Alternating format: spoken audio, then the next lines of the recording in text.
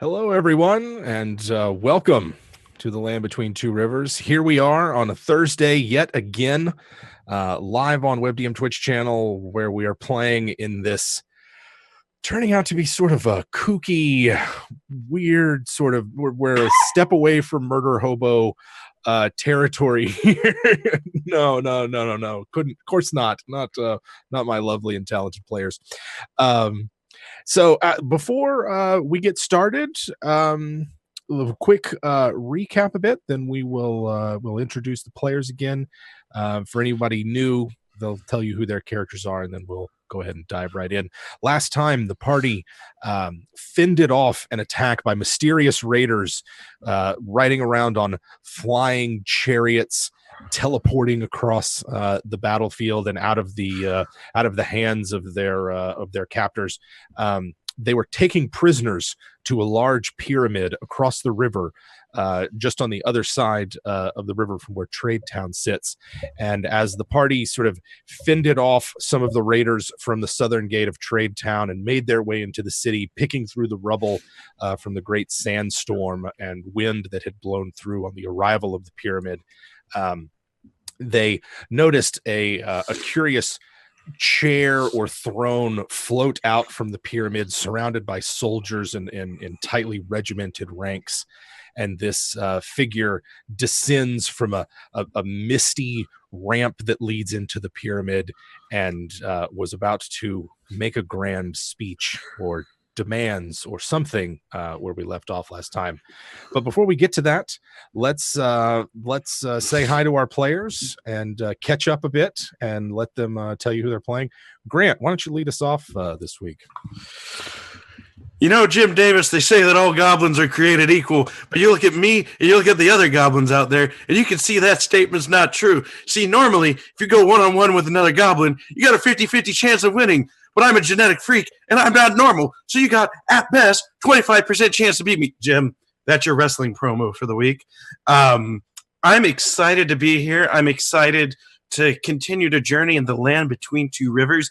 I'm going to be 100% honest.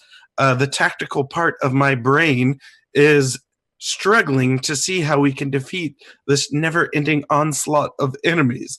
But with that said, we're a crafty party, and we're bringing the strongest arm and all the charm. We have all the prettiest faces here in the land between two rivers. Well said, and love the energy. And you know what? There's always a way out. This is Dungeons and Dragons. There's always a solution for clever and resourceful players. Josh, how are you doing tonight? I'm doing pretty good, Jim. How you doing? I'm doing well. Yeah, I'm excited to be here. I'm excited to, to see if we survive this. But more importantly, I kind of want to see what this guy is.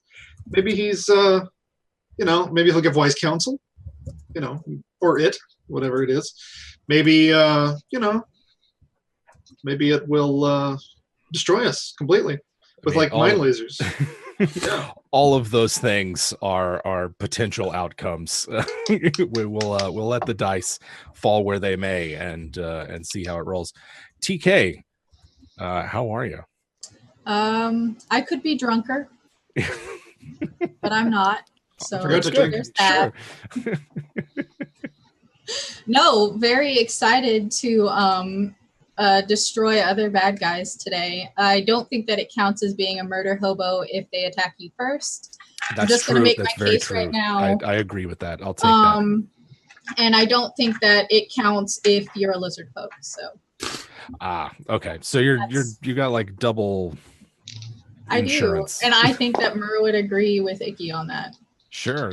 And I don't agree with the idea of prettiest faces. I'll be here because I'm really missing Anna's eyebrows today. Yes, Anna is not with us this week. She's at PAX East, living it up, having a good time there. But we still have Lindy. Lindy is going to help us. There's still four of y'all. You guys are going to be just fine. Lindy, how are you tonight? I am doing super spiffy. I've been thinking about this game all week. Super hyped. really intrigued. I've been like, what is that guy gonna say? That's literally all I've been thinking is, what is he like? This has been a big build up. We've fought a lot of guys. I've harassed a lot of street vendors. They've graciously gifted me with free things, and as a, being a thankful and gracious person myself, I assisted them, against enemy onslaught. Of course. It's what I do. I'm just such a nice person. So I will be noble, playing generous. Mer Valentine, a very charismatic and charming tiefling bard. Half drow, half maybe a little succubus, something else. Who knows? We'll find out. We'll see. All right. So yes, the party finds themselves in Trade Town in the aftermath of a lightning raid from a mysterious traveler that has come in a large flying pyramid. The raiders themselves, as I said, were flying around on sort of chariots with a giant blade attached to the front, taking prisoners that they were leading back into their pyramid. And as this figure descends the ramp on a large, apparently floating throne that is itself vaguely pyramid shaped, it stands up. Gildan, who is standing atop the Drow embassy, which is the largest, tallest structure in Trade Town, has a good view of it. But Baloo, where you were at the Fellowship's garden, you have a pretty unobscured view there. Everyone else will need to head towards the docks to get a good view of it. Excuse me. But you can hear there's a loud sort of audible sort of crackle that you can all hear. And then this being stands up from his throne, high purple collar, great big shoulder pads pointed with a draped sort of crushed velvety sort of cloth. It's very vivid and brightly colored, a silver featureless mask. I have begun the subjugation of your primitive society. Do not resist. It will be easier if you cooperate. I am looking for 2 of your citizens. One of them will be a stranger to you, perhaps a traveler from unknown parts. The other, a wasteland prophet, peddling false wisdom. You have until the sun sets on this wretched land of yours to obey. And this voice rings out clear across Trade Town, delivering its brief ultimatum. And you can see that those of you who are in a position to see notice that the ranks of soldiers, all identical in appearance and moving in unison. No standard gives away the order to move, no drumbeat, no trumpet call. Wordlessly, they march forward to the banks of the river, and then those of them that are on their flying chariots begin to circle around the outside of the town. What do y'all do? I, for one, welcome our new Cobra Commander Overlord.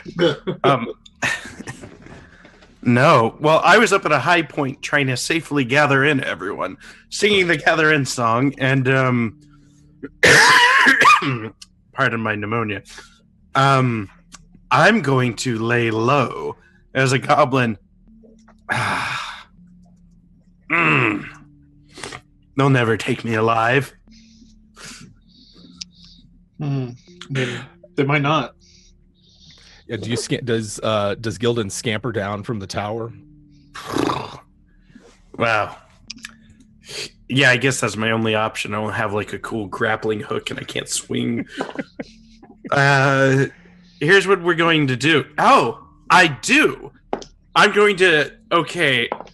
I went to Thorn Whip on a nearby object and try to, Simon Belmont swing over the crowd and all right. Find a safe hidey hole. All right. If I have to hide in the bottom of a toilet for 3 days. Give me an acrobatics check to swing your way down. Acrobatics, I'm great at that. Not really. Oh, 15? A 15, yeah, sure, yeah. So you are a bit more nimble than perhaps you give yourself credit for, and can easily swing down from the tower and scamper to a hiding place nearby. I'm assuming Icky and Myrrh are close by. Y'all were in the market, either helping people out, helping vendors and merchants out of the rubble, or sort of like together around there. So you see Gildan swing down from the Drow embassy. They've got all the windows open. They're listening to this person thing shout out their ultimatum. A wasteland prophet and a stranger. This is. I wonder who this could be.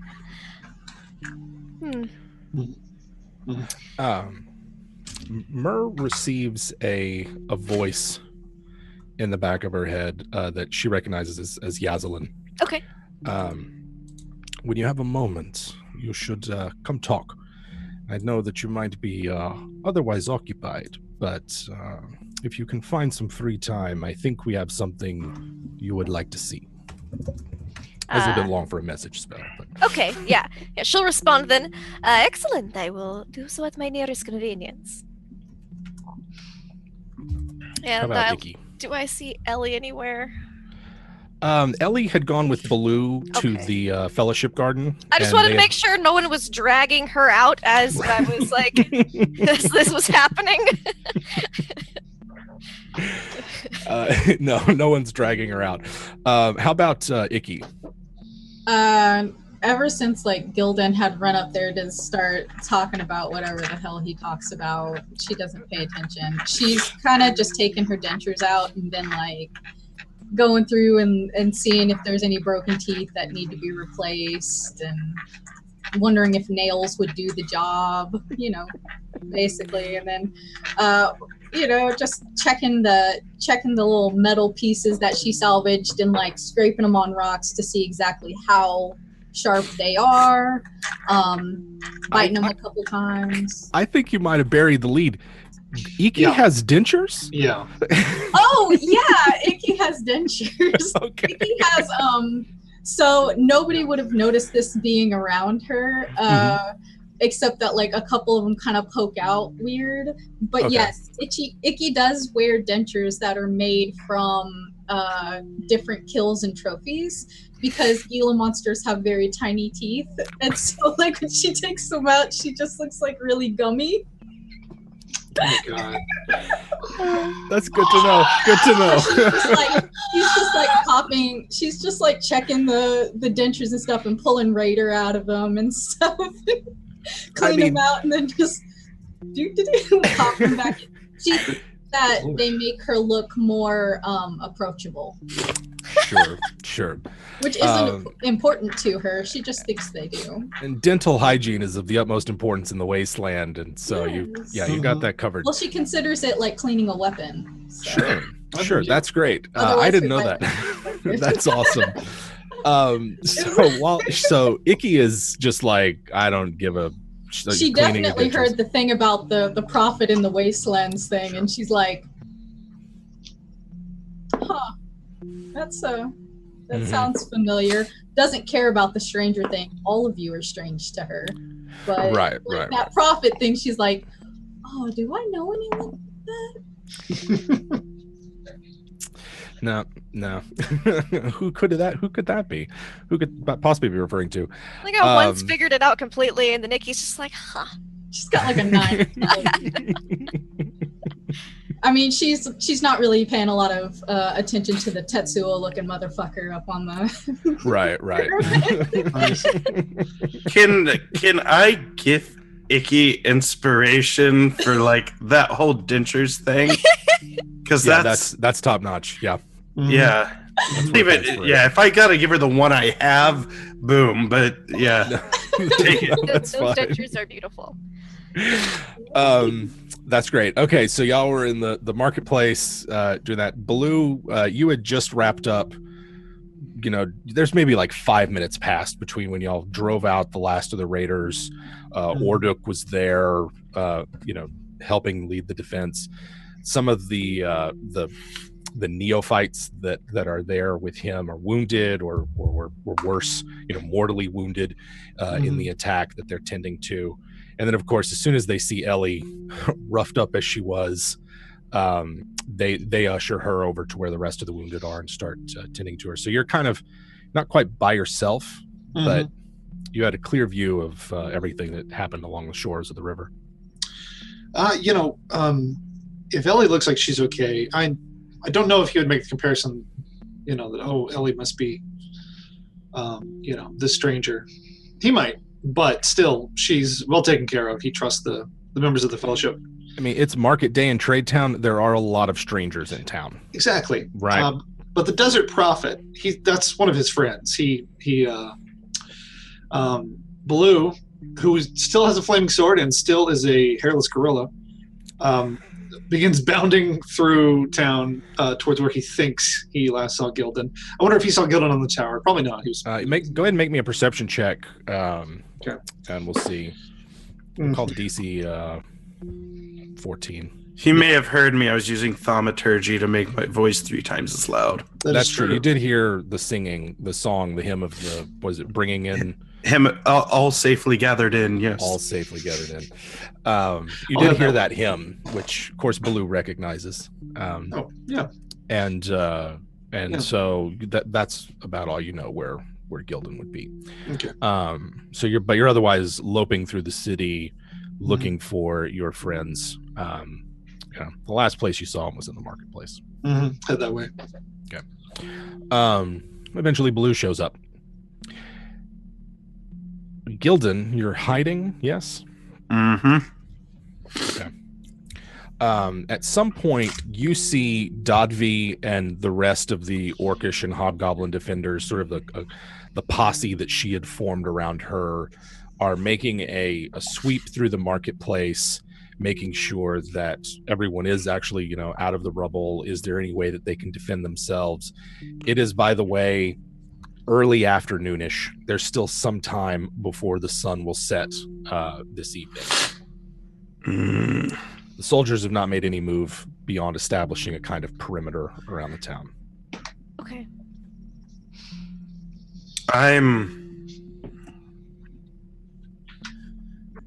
Is there a location in town that I might be familiar with that might be known for unscrupulous activity?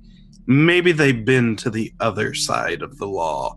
Maybe they are friendly to goblins and other poor creatures of the waste. Yeah, there's definitely places like that here. When it's not market day, Trade Town's pretty empty. Market day, the population surges to about triple its normal numbers. So there's a lot of temporary housing that's otherwise empty.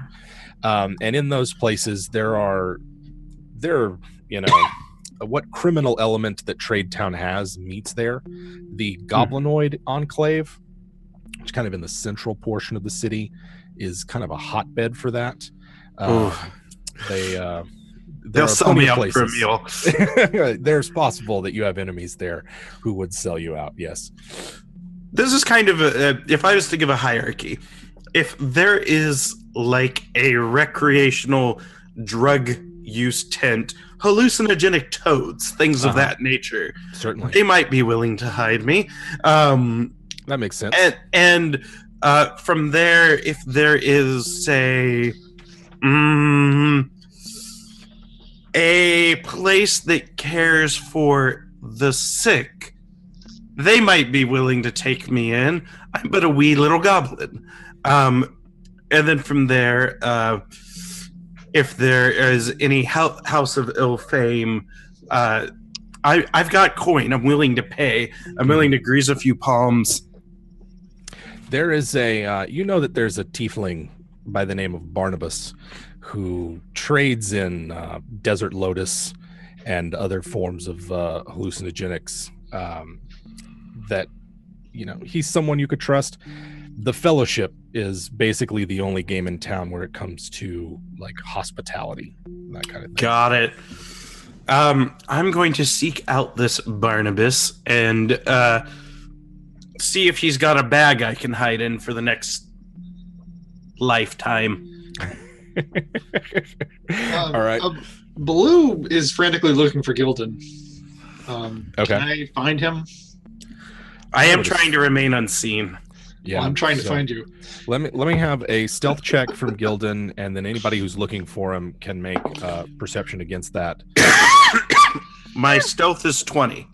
I got a 19. Okay. Or we'll try. She's always interested to know where these people are. That is an 8. I do not see him. All right. Oh no. Oh, and then what do we have here? So yeah, Gildan remains unseen and goes off in search of Barnabas, the hallucinogenic peddling tiefling. Everyone else in the marketplace, you guys are looking for Gildan, but also give me an idea of what else it is that you're up to. Well, I didn't see him. I didn't see Ellie being like dragged out by her hair. Mm-mm. I kind of like puts my little dagger scooter on over to the drow tower, because once I see Dodby helping out people, I'm like, okay, I can't really help people the way I've been helping people now, because she's got it handled. It's fine. I'll go over to the drow tower, maybe kind of look at these shiny weapons I picked up too. Yeah. So yeah, the wardens have started to move in, and the streets are still pretty much empty. It seems like that most people are staying indoors that weren't, caught out in the open or trapped under debris or something. You can still hear occasionally the sounds of fighting coming from different parts of the town, but nothing that sounds near like it did, even moments ago when all of the raiders were up in Traytown. The Drow Embassy, I'm not sure I described it last time. It's a large cylindrical tower about 3 stories tall with a low-pitched roof around it. It's quite large and sits right near the water's edge. It has its own private dock that they can use. And it's basically like, there's a truce between the Drow and the Fellowship. They don't trust each other. They don't, the Drow want mastery of the nature magic that the Fellowship has. And the Fellowship is, they know that the Drow are unrepentant arcane magic users and mistrust them for that fact alone. But they understand that trade and communication is important, and so maintain this embassy. But within the walls of it, the Drow are allowed to live as they see fit. So they for a fact that there's a secure basement in there, and that it's a pretty solid fortress as well if need be. Okay. Yeah, she'll just waltz on up, or she'll drive over, park it next to there, waltz up and knock on the door. Okay.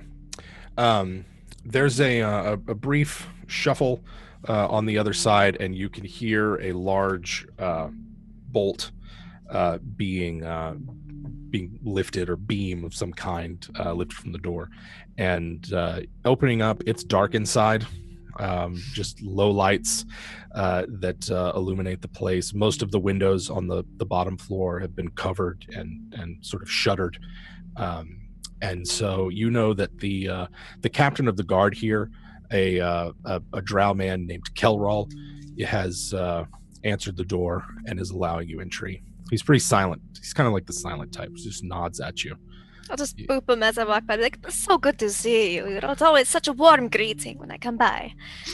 Thank you, Mara. Yeah, Yazalin is upstairs. Thank you. She'll saunter on up them stairs. Say hi to Yazalin. Yazalin is in the second floor. She's got someone with her in a deep hood and a voluminous robe. It's tattered, clearly someone who's come in from out of the wastes, and it's difficult to sort of make out. It looks like whoever it is a very tall individual, vaguely humanoid. That's about all you can make out as you walk up the stairs. It's Yazalin and her 2 guards that are there, and then there are several other guards posted around this floor along the various windows. It's otherwise an open floor plan, nice carpets. It's a very warm and inviting place the Drow Embassy is. It's where they entertain, impress people. Entertaining is very important. Sure. And as you enter, Yaslin beckons you over from her chair where she's sitting and says, "My dear Mer, I'm glad that you have not injured." Oh, of course not. I know to stay far enough back away and let the people with the sharp pointed or blunt objects do most of the grunt work. Very well. We taught you well then, didn't we? But of course. I have someone here who I think might be relevant to the situation outside. Perhaps this is our strange traveler.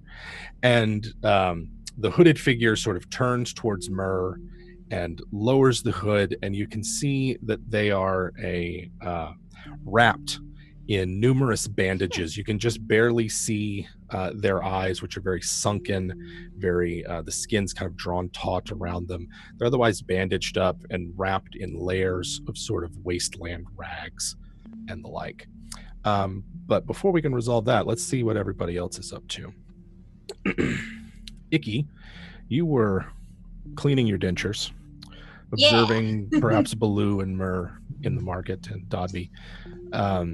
Myrrh has gone into the Drow Embassy, and Baloo appears to be searching for Gildan.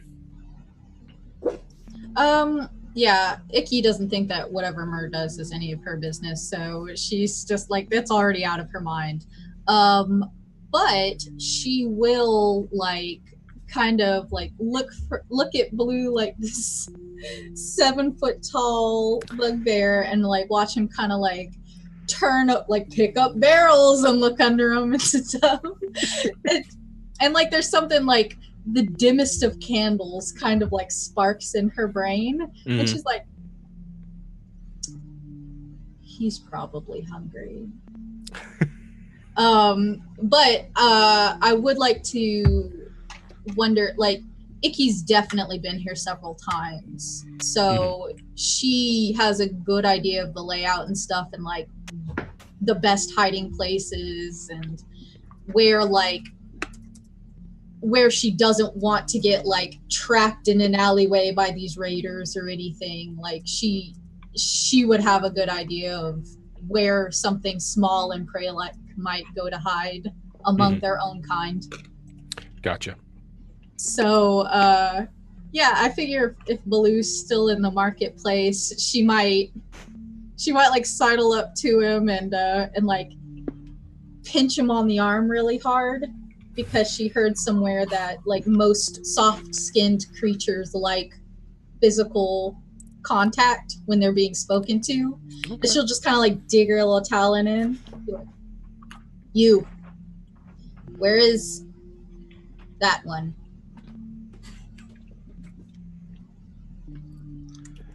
You're muted, Josh. It's going to happen every time. It's all right. He'd probably shifted by now back to normal form. Okay. Just because it's hard to call for your friends if you are a gorilla. Yeah. Sure. The furless snake gorilla. Yeah. Oh, yeah. Yeah. Like a really gross thing. He'd call out, he would, he'd respond to the pinch just fine. Like he's a touchy guy. He's okay with touching. He likes hugs. Pinches. No, pinches are fine. That's okay. He's like 90% blubber. So he would, I can't find him. I've been looking. He's really small. Like really small. If we do not eat him, someone else will. I cannot have that. I think that guy's gonna eat him. But, well, what do you think? Where would you go if you were that small? I would go where there are other small ones. Blend in. Yeah. Yeah, he would go, he would start heading towards the goblins, Jim. Okay. Said there was like a contingent of them. Yeah, so the rest of Trade Town outside of the market is organized into collections of enclaves. So there's like an orcish enclave, a goblinoid enclave, a kobold enclave. They're really insular. And then just sort of like a traveler's enclave where people who are not, they don't live here, they can find a place to stay and services that they need. So those enclaves sort of make up the bulk of Trade Town, and it's not like they're not like walled off or anything like that. You can come and go as you please. It's just they're sort of organized around those. They call themselves the free peoples. All those orcs and goblins and hobgoblins and things. They're the free peoples of the land between two rivers. So that's what they have. And the goblin one is in the central portion of the city. Yeah, he would go there. He's got contacts in the area. He's used to working here. Oh my gosh, would he know? Would he have any idea where Gildan would go? Because Gildan is one of your friends-ish. Yes, you've known him, right? Yeah. Oh yeah. He probably, Gildan, we probably ran into each other. Yeah. We probably ran into each other in the north and had a couple cold nights together. So there's a steal each other's warmth, right? You don't have a lot to give. You're like 2 feet tall. Yeah, that's true. I would say that you have a good idea of where to start. Okay. I'll let Gildan speak for Gildan, but it seemed like that he's not a typical goblin. He doesn't sleep in the big goblin warrens that they have dug out underneath the enclaves where they just sleep in big piles, Blue knows if I felt threatened, I would go to where I would least likely to be found, but I would not go alone into the waste, given the startling revelations, and I may even allow myself to be taken, but not until I have finished preparing myself. He's an awfully dramatic little dude. Yeah, I'm gonna go where he wouldn't go, which is amongst bigger people. Okay. So thinking about it, I'll go look around there. Okay. Yeah. Just so we're clear, Icky totally follows him. Okay, yeah, no. Yeah, he kind of looks to see if you're following. All right. So you go off and search perhaps in different places for Gildan. And so where is Gildan exactly at this moment? So Gildan was attempting to procure a private spot near the establishment of Barnabas, or see if he could just find a place to tuck him away for a little while, and I'm willing to pay the equivalent of 2 gold coins, whatever currency we're using, in order to make it so, which is a hefty sum. So in terms of, just as a brief aside, currency in the land between two rivers is not... It's all barter. It's mostly barter. There are coins. The drow mint their own coins. But most people, it's kind of like if you're familiar with the shins from Numenera, where it's just bits, shiny bits. Some of them are actual... What does he desire? That's what we'll role play this out. Mm-hmm. Barnabas. Yes. I require seclusion. What desires thou that I might be secluded from the eyes of Trades Town? So you have approached Barnabas. Barnabas's abode is in the Travelers Enclave. Mm-hmm. He's got the door opened up maybe 2-3 inches, not very far at all, and you can see his deep indigo skin and emerald green eyes staring back out at you, and looks at you as just, Gildan, you desire a sanctuary, yes? Yes, a place to pray. Place to pray, where prying eyes who perhaps would be looking for a short profit will not find you. I desire very much an audience with your wise woman. You know this. As he says this, I stop halfway while applying my puce-colored lipstick, and I kind of drop it down and finish my mauve eyebrows. With 2 fingers, I dip it in the paste, and I'm making myself up because I'm a prophet. If they're going to take me, I'm going to look fabulous. Essentially, it's spiritual, it's religious purposes.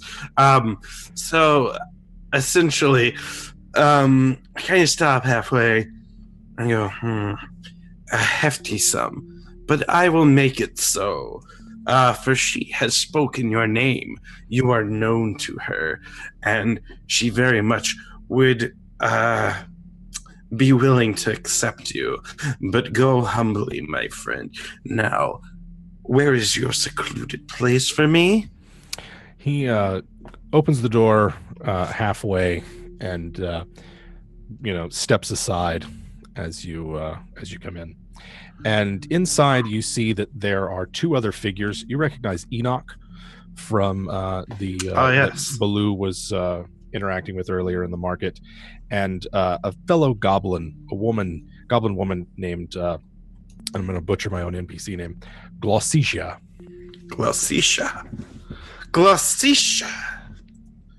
I like the sound of that.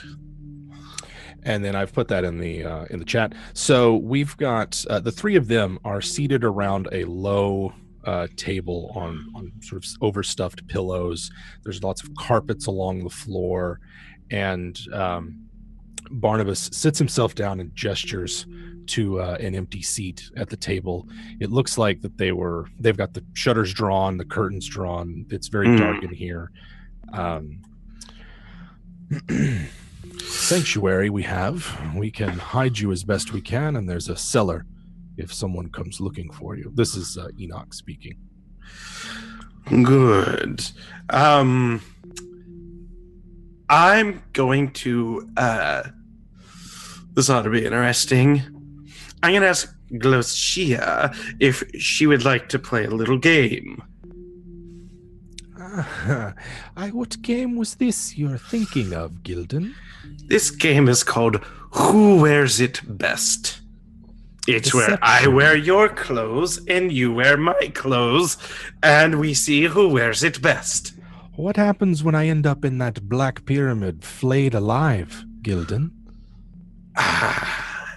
You're served as a tasty dish. Do you want me to make a deception check? Yeah. 7, not so good, so I probably spit while I talk. The smells of the waste come off my body, and my words are poorly chosen. Hey, why don't you wear my clothes so they take you instead of me? Yeah, I did not survive this long here by being so reckless, Gildan, but my heart, it aches for your situation. I will help you, but I will not replace you. All right, well, I apologize if I was a bit forward. It's just... Desperate. Yes, I'm a desperate goblin. Mm-hmm.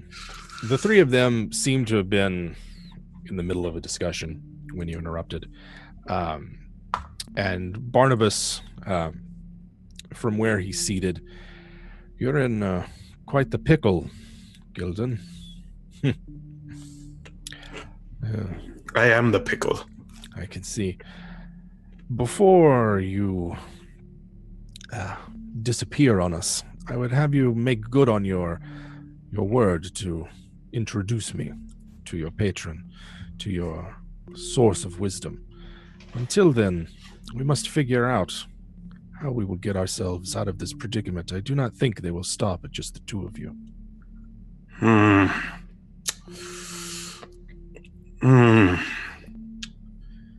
This is a difficult situation, and now that I ponder this, they may take others.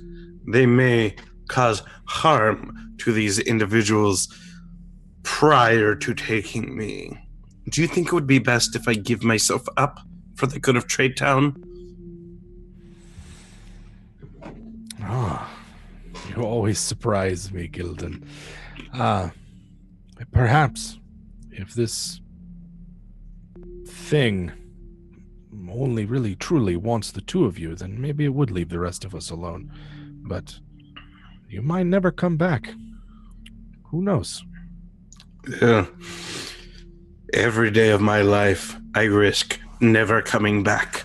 And with that, I let him know that I will make good of my word and introduce him to my wise woman and grant him an audience. I give him my word as a cleric of Baba Yaga. Pardon my pneumonia. And with that, I'm making myself up as beautiful as possible. I'm going to powder down my goblin cheeks. I don't have... Maybe there's 3 strands of hair I can brush back. And I'm going to step into the streets and cause a pillar of luminous monkeys to circle about me. It's not really light. It's just weird. Weird. Yes, and I'm going to walk into the streets chanting, come and get the prophet. Okay. That's going to happen. Myrrh. You're in Yazelin's audience chamber. Yes. And this creature draws back its hood, sort of takes the robes off its shoulders, and like I said, you can see it's been wrapped in numerous bandages. Any part of its exposed skin has been covered in some way. And the exposed skin that is showing, does it happen to look like, I don't know, the appetizer that Icky may have had, those types of people earlier? around the eyes, there's a bit jaundice look. Okay. A sallow, unhealthy looking skin tone. Okay. Cool. And, I am Mar Valentine. It is a pleasure to meet you. Memnon Wrath. You may call me Memnon. A pleasure. I am afraid that today is a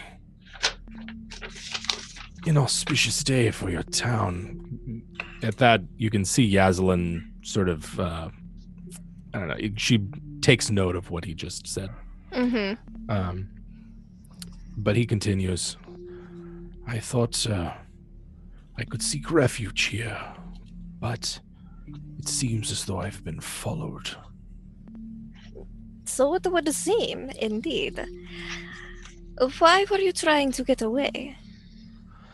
It looks around the room and looks to the windows, looks to the staircase leading down, and then slowly starts to unravel the bandages around its head and hands. And sure enough, as you can see, it looks like the same sort of skin tone, the same sort of facial features, very gaunt skin drawn tight across the face, a very sort of small drawn mouth, and very sort of beady sunken eyes, stringy black hair. And I escaped the control that it exerts over us, and I know what it seeks, and so it hunts me to bring me back and find out what I know. Your kind is a hive mind, are they not? Did you not think they would not find you? I had hoped.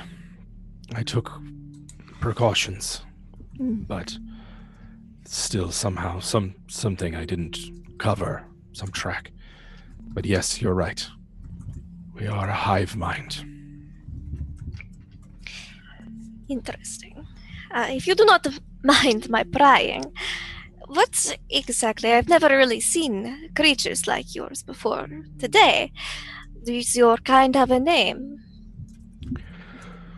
They call us... He calls us Servitors. We are his offspring. It's when we're no longer part of the hive mind, no longer part of the collective, thinking becomes difficult for us. Understandable. As far as I know, we are part of him somehow, some essence that it is split off, and grown into something different, and we carry out his will. That is all I can recall right now. I've been running for some time before I reached your world. Understandable.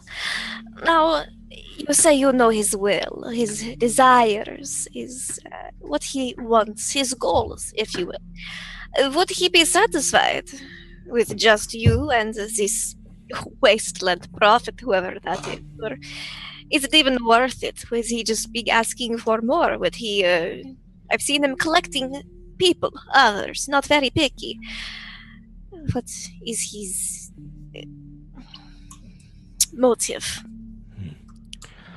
It is difficult to discern what motivates him. He is driven by something, some obsession. Aren't we all? Yes. I'd hoped to escape his gaze, but in the escaping, I saw something that I shouldn't have seen, and now he hunts me for that knowledge. What is it that you saw? You can tell the look on his face is one of genuine fear and apprehension, as it kind of like wrings its hands together and looks around the room. I'm gonna put like a comforting arm on his shoulder, kind of do my whole spiel, just make him comfortable, make him less terrified if possible. It seems to recoil from your touch initially, and like almost sort of startled when you reach out and touch him, but you can tell that that there's a desire to,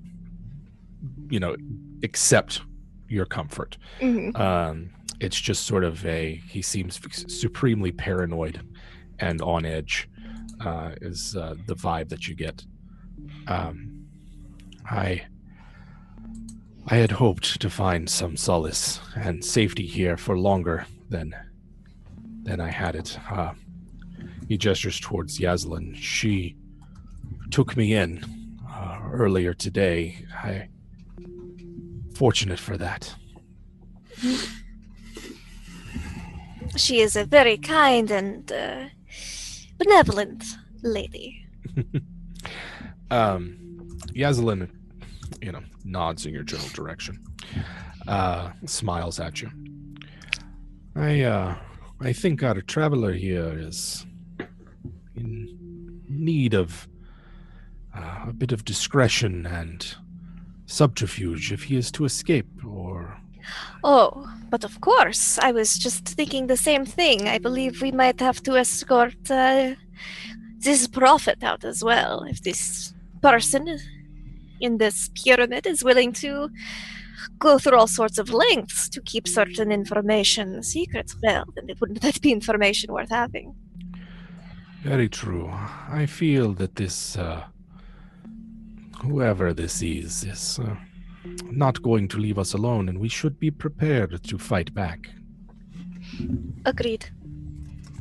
And as you guys are having this conversation, one of the guards at the window alerts you to Gildan's show of theatrics. And Icky and Baloo, as they are making their way towards where Baloo thinks Gildan is, can see as well this column of luminous monkeys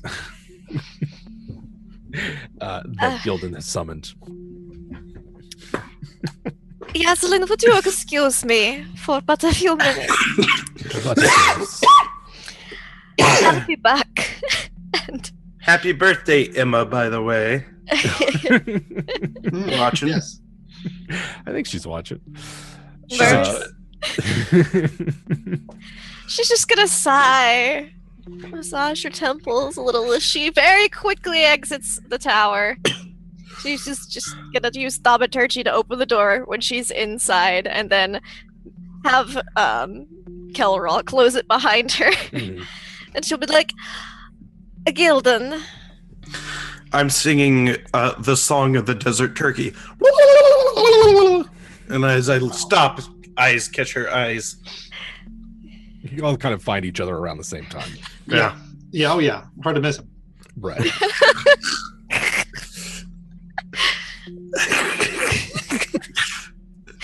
Gildan, what are you doing? I am the prophet they speak of. If they want me, they can come and get me. Gildan, perhaps there is an alternative here you have not yet considered. That is often true. Would you be so kind as to listen to alternatives before turning yourself in? With both ears. All right. Well, you see, there is this thing known as tactical retreat, in which there is a large force approaching and you just leave. Instead of fighting, and I seriously doubt whatever it is out there is going to simply stop if we give them what they want. They're merely pausing to perhaps acquire it with the least difficulty possible. After all, they're after certain people. Who's to say that they are not after what these people know and who these people may have talked to? They may not stop with just you. Who are they? I believe they are called the Servitors. Why are we standing here? Yeah, you guys are in the middle of the street. Yep. We should just pick him up. He is small. We can pick him up. But she's just gonna grab for him and try and stuff him into her saddle. I don't resist, but my body, I kind of like if you pick up a cat by the scruff of its neck, I just kind of go limp. That's fine. She's just gonna start shoving him into her explorer's pack, down in there amongst the rope and things like that. It's let us go. I do have someone else that There's I believe no we time. should escort out. Well, the drow are willing to perhaps help us get out of town undetected. Yeah, Let's that do would that. be helpful. We have magic. Of course. Oh, just come with me. And she's gonna kind of be like, I'm gonna regret doing this. But she's gonna go back over and knock on the tower door again. Okay. Vicky's gonna stick her head in the opening in the bag and let Skitter Steps slide into there with him. Not one word, and just seal it up with the giant centipede in the bag. No, that's one of my 3 great fears of Dungeons and Dragons. No word. If you speak, he will bite you. Yes. No word. It's No words. you guys remember that movie Hook with the boo box? Yes. I cried. I cried like a forgotten child. Right. That's scary. Saw that scene. Fast forward real quick. Fast forward to the mermaids. So Gildan is in Gildan is in Icky's explorer's pack with Skitterstep, the giant desert centipede. Baloo and Myrrh and Icky are all at the Drow embassy. Kelral, the captain of the guard there, has opened up the door and is again stoic, wordlessly, with steely-eyed gaze, lets you into the embassy. Thank you, Kelral. I believe Yaslin might want to see these people. They are associated with the prophet. And she'll just kind of start leading upstairs. Follow me, please. He kind of just looks you each up and down and then shuts the door behind you. And the scene is largely the same. Memnon has seated himself at a table and is appears to be discussing something with Yaslin there. The rest of the guards are just pacing around between the windows and keeping an eye on things. I'll escort this group in and be like, Yaslin, I hate to intrude with more company than necessary, but I believe these people might be beneficial in the leaving of town, as it may be. I see. We have found the prophet as well, and I believe it would be wise to escort him out. Curious. Yes, I do not think that they should fall into the hands of, what did you call him? And her and the Memnon exchange a bit of thing. And Leng is its name, the owner of the pyramid, Leng. If these are the two that he is looking for, I think we should deny them to him. At the very least, we should not give away our advantage so quickly. And if we can perhaps organize a resistance or send for aid, that would be beneficial as well. Do you think? I quite concur. I suppose introductions are in order. Excuse me, I'm so rude. This is Yazelin. She is the head of the Drow Embassy here. This is Balu, Iki, and Gildon. I know you may not see him currently. Do you let Gildon out of the bag, Iki? No. Iki does try to smile, though, and just kind of... I smush my face up on the bag so they can kind of see the end. Get back in there. I'm going to stuff it. Yes. Yeah, well, I'm not pushing it out. He's just on like the side of the fabric. Yes. Yazelin looks... Step. Yeah. And it just like wriggles against him. Icky tries laughing again and just goes... Oh. That's very delightful. Yazelin looks you up and down. We did not work so hard to get an embassy here and establish peaceful relations with the Fellowship to give it up so easily. It is important to us to see this place prosper. Yes, prosper is very important. I know that it is very beneficial for the embassy to be here. Now, how would we escort these individuals out of town to be least seen? And if Murr's gonna go over and if there's like a teapot or something, just start like serving everyone tea and stuff. Yeah, they've got a little setup over in the corner. Like I said, this is where they entertain and impress the do you have any food? There's plenty of food. There's actually food that they don't really have elsewhere in the embassy. Exotic desert meats and weird sort of fruits that you're not sure where they come from. They've got quite a spread. Okay, I'm gonna start eating. Icky puts some in the explorer's bag. All right. It's food now, Gildon. Is this for Gildon or Skitters? That's really for him to decide. She's kind of just fucking with him right now. Let them fight over it in the bag, and you see this like the little dust cloud, like in. It's kind of like a desert pasta dish, and like me and Skitterstep are gonna meet like Lady and the Tramp in the middle. Wow. That's all on you, man. He's got a poisonous bite, so... I know, and it'll paralyze me and then it'll eat me while I'm dead. That'll show that guy in the pyramid. Either way, my explorer's pack is full of meat, so Yeah. win-win for me. Smell I'm gonna eat something in that bag. So there's this exchange. Everybody kind of relaxes a bit. There's snacks are had, drinks are served. Do my best to make everyone welcome and as comfortable as possible. They bring in other chairs and so everybody has a sort of a place to sit if they'd like. Yazelin during this time sort of outlines what the Drow's plan of action is. Now, whether or not you join in on that is entirely up to you.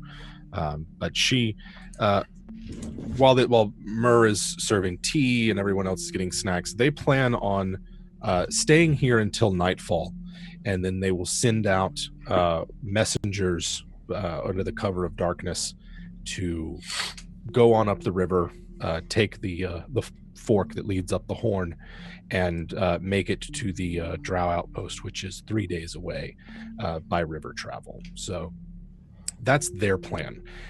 They will go quietly. They will go in a sort of a small group as well.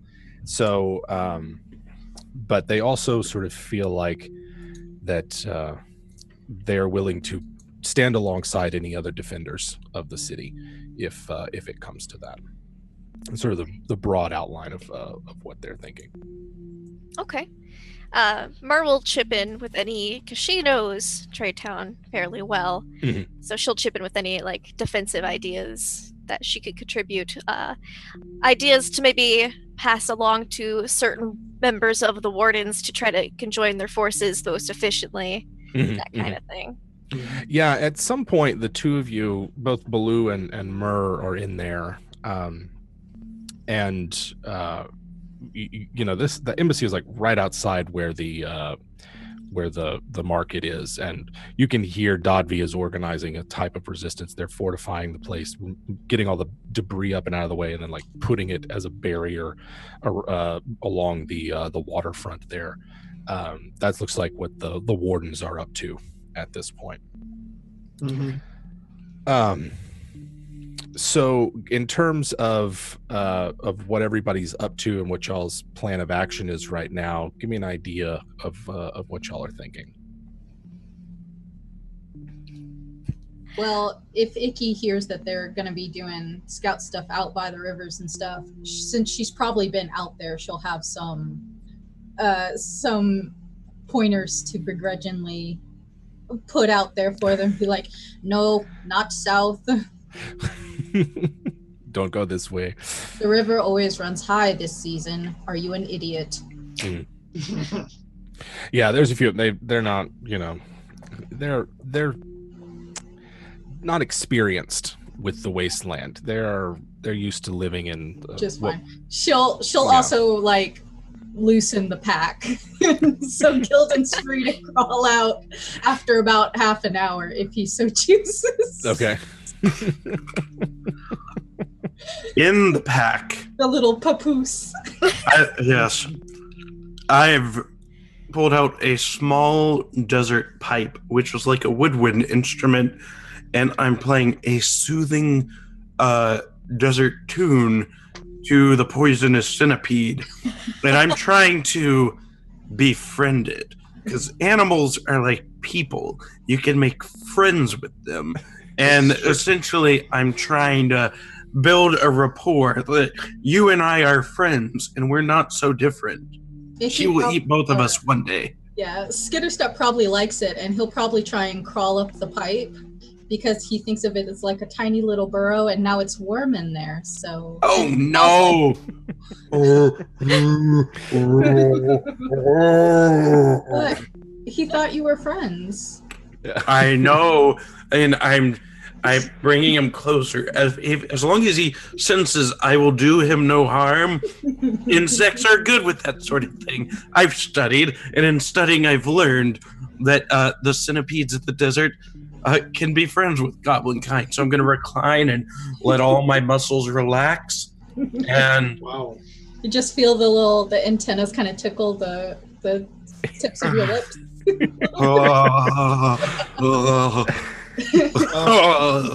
Yes. While all this is going on, what's Baloo up to? Distracted perhaps. Yeah. In between mouthfuls of exotic fruit, I think he might, which he took with him, by the way, when he left to go up top. He's going to talk to Skitterstep, actually talk to Skitterstep. Okay. He's going to ask Skitterstep, are you going to eat him? Skitterstep, your ability to communicate, does it is it just you understand gestures and intention, or is it like an actual, the secret language of the desert centipede? I mean, I know the language. Like I talk to animals and I can understand them. Yeah. So it's pretty. All right. It's really cool. So Skitterstep kind of like gives you a weird sort of, I don't know if it was a dog, it'd give you one of these. Mm-hmm. But maybe in the middle of its bonding with Gildan, points its feelers and antenna in Baloo's direction, and it's not. I don't know what Skitterstep sounds like, so we're just gonna go with it. Like, I don't plan on eating him. He just seems so small. It's perfect. He's like a character from Count Duckula. Well, that's good. He's a good guy. You should really get to know him better. He was in my den. What did you expect me to do to it? Huh? I don't know.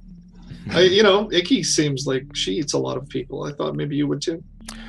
My mistress, she is a passionate and driven woman, and I am utterly devoted to her. That's fantastic. That's great that she inspires that kind of loyalty. She treats me well. That's great. Well, it's good to meet you, by the way. Likewise. All of this, I don't know what it sounds like to the rest of you guys. Maybe a bunch of chitters and clacks. Yeah. Lots of... I'm scared out of my mind, but I can show no fear. It's kind of like sitting up, I assume like he's almost turned around, set his lower half in my mouth where the warm, hot air is blowing out, and he's having this conversation. I'm just like, aha. Uh-huh. If Icky can hear it, she'll definitely kind of just pat the pack, just kind of there. At some point during all of this, Yaslin returns from some discussions with Kelra about defenses and the like, and returns to this scene of insect humanoid. Yeah, Mer's just kind of face palming. Yeah, he's talked to a lot of animals in front of her. She probably knows how ridiculous it is. Well, they did say you were a wasteland prophet. Perhaps this affinity with the animals is a part of that. As for Baloo, is it? Yeah. It's a very curious gift that you have there. I look forward to exploring the possibilities of it if you ever wish to have a conversation about it. Yeah, I love talking to everybody. There are a great many animals that we have who would benefit from the tender attention that you pay to them. Yeah, it's true. You should really talk to your animals more. Would that we could. Yeah. And she let's discuss a bit about what it is that you will be attempting. If you wish, we can make arrangements for you to travel in the night up the Horn with us, and perhaps seek greater safety amongst the drow, if you wish. Otherwise, we will appreciate whatever effort you can give to strengthen our defenses here, assuming you are not needed elsewhere. I understand if the Wardens are missing two of their most prized members at the moment. What do you think, Mer? Well, I would not mind hiding out at the Drow Enclave further north. It would perhaps throw these pyramid Leng person off of the trail a bit, give us a head start. It's responsible, right? We're not running away. We're just tactical retreat. Tactical retreat, yeah. And I do believe that the Wardens were awfully concerned about a portal that also so happens to be to the north of us. Oh yeah, that thing. There's a big gross portal. I wouldn't say it's gross, but there is definitely a portal out there. Weren't fiends pouring out of it at some point? Well, sorry. Didn't mean to offend you. It's okay, you only offended half of me. There you go.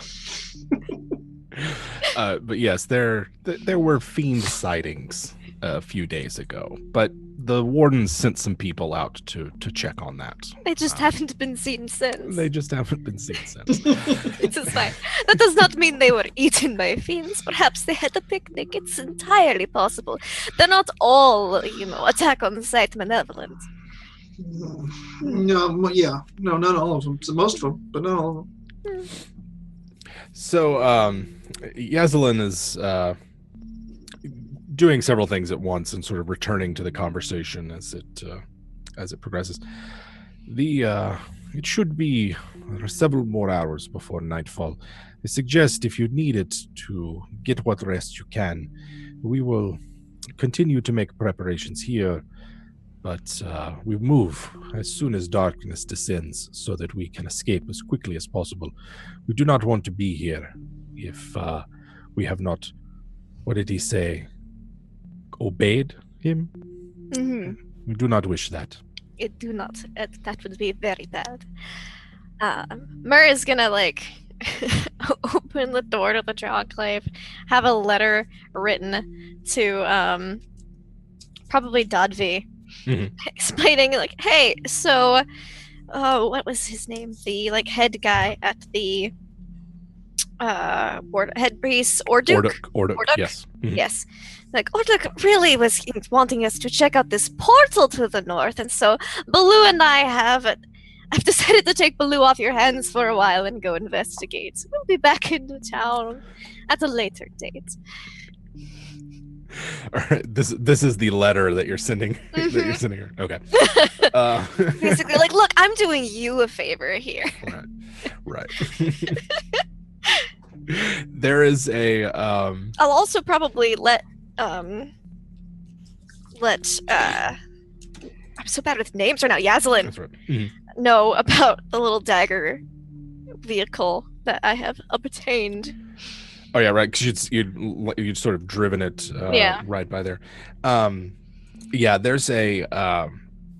They're eager to get their hands on this thing, and even the first time that you drove it up, several of the guard had opened the first story windows to get a good look at it. If you're willing to let them get their hands on it, she'll let them get their hands on it under the stipulation that they tell her all about it, everything that they learn from it. And that'd be they'll give it a thorough examination. I know they will.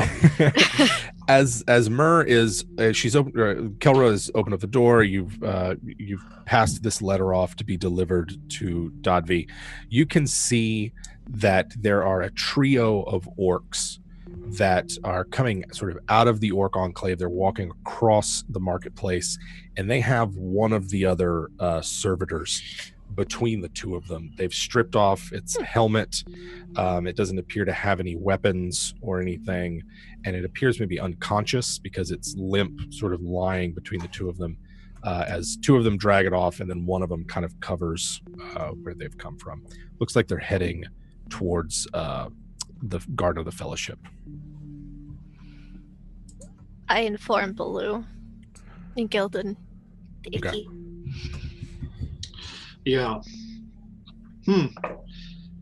Maybe we should talk to that guy. It's been a while since I've done an interrogation. No, not so much for me, but let's watch you work. Maybe I learn a few things. So we can consider this bit in the embassy a short rest. Okay. Get back what you get back. All right. And while I was serving tea, I probably would have been playing a little gentle music that was going on, so you would have all gotten a song of rest as well. Oh, nice. So that's an extra D6 of hit points if you need it. Yeah, you gotta take damage to worry about that stuff. Yeah, right? Shut up, Gildan. Oh no. Yeah, sure. I thought some of y'all got interrupted up last time. Yeah. But, wasn't quite sure. Yeah. I think he's had a hard day, and then I'm spin It one. has been a busy day, hasn't it? Well, okay, I'll take it. All right.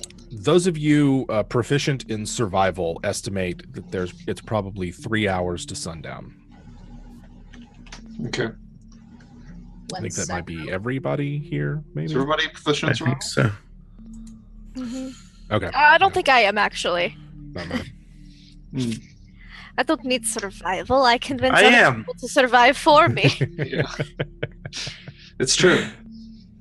So Can I use that time to do my cunning artisan and make what I've salvaged into a javelin?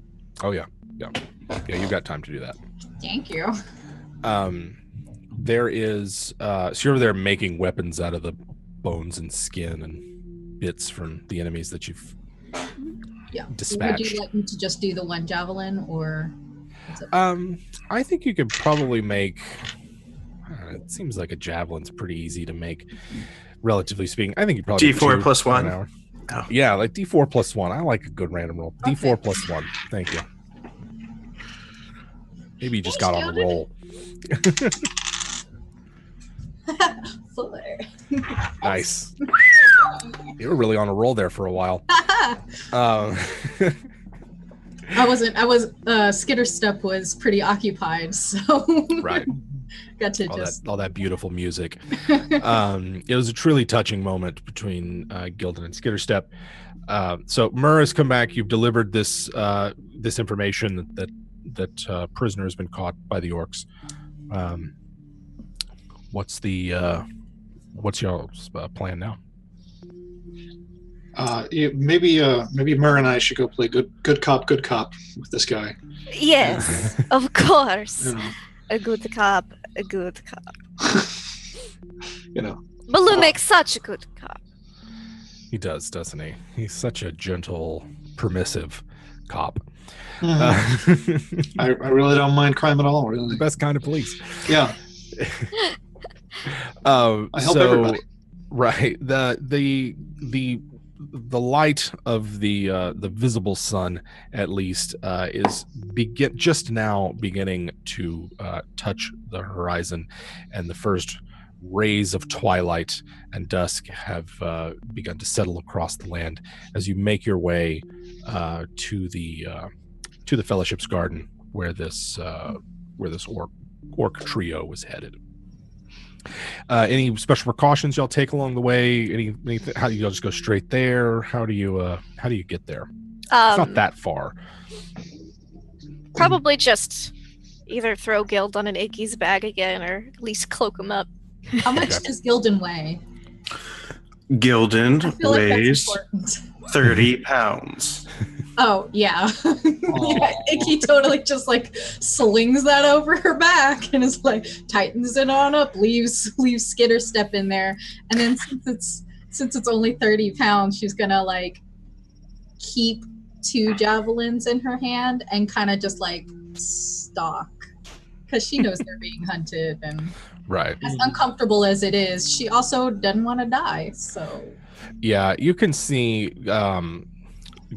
as you exit the Drow embassy, you can see that Dodvi and the rest of the wardens and other defenders are middle of erecting this barricade and trying to find some way to put up some sort of resistance. Whether or not she got Myrrh's letter or reacted to it, it's not apparent right now. But as you make your way across the marketplace, through sort of part of the stockyard and into where the Fellowship have their garden, you can see that many of the defenders of Trade Town have come out. The streets are less deserted than they were, and it does appear as though they are preparing themselves for the worst of it, because so far, no one's come forward with. Who are these people they're looking for? Right. They must have already been either killed or left town. Man, I don't know.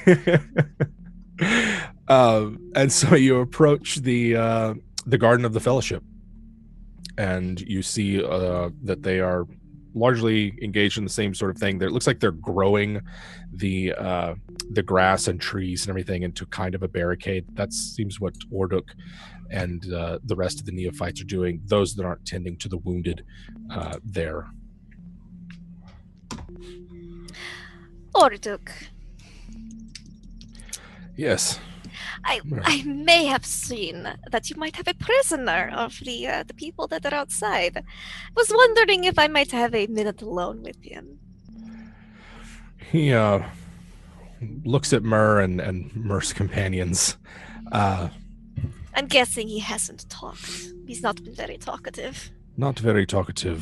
Trell and the others said that it's already tried to escape twice. It has some ability to disappear and reappear elsewhere. They've caught it. It's apparently, and it points towards the only building that's in the garden there. It's a small sort of stone building. They have it over there. Caution, though. There's something. It has a satisfaction about it that I don't like. But perhaps, he looks at both Baloo and Gildan and Icky. Perhaps you can figure out something that they haven't been able to find yet. I have a few things I would like to try. I am very good at spinning words. Very good. He seems utterly exhausted. And just... At this point, Icky's gonna like shove Gildan's head down into the pack and like close it up so that people can't see. Absolutely. Gildan, hold your breath. And then she'll look at Baloo and say, if they can speak to one another's minds, can they speak to our minds? We can find out. Will they see what I see? Well, in that case, we should stay away from this guy. But we don't know that. So, let's give it a shot. Give me a... He hates this. He's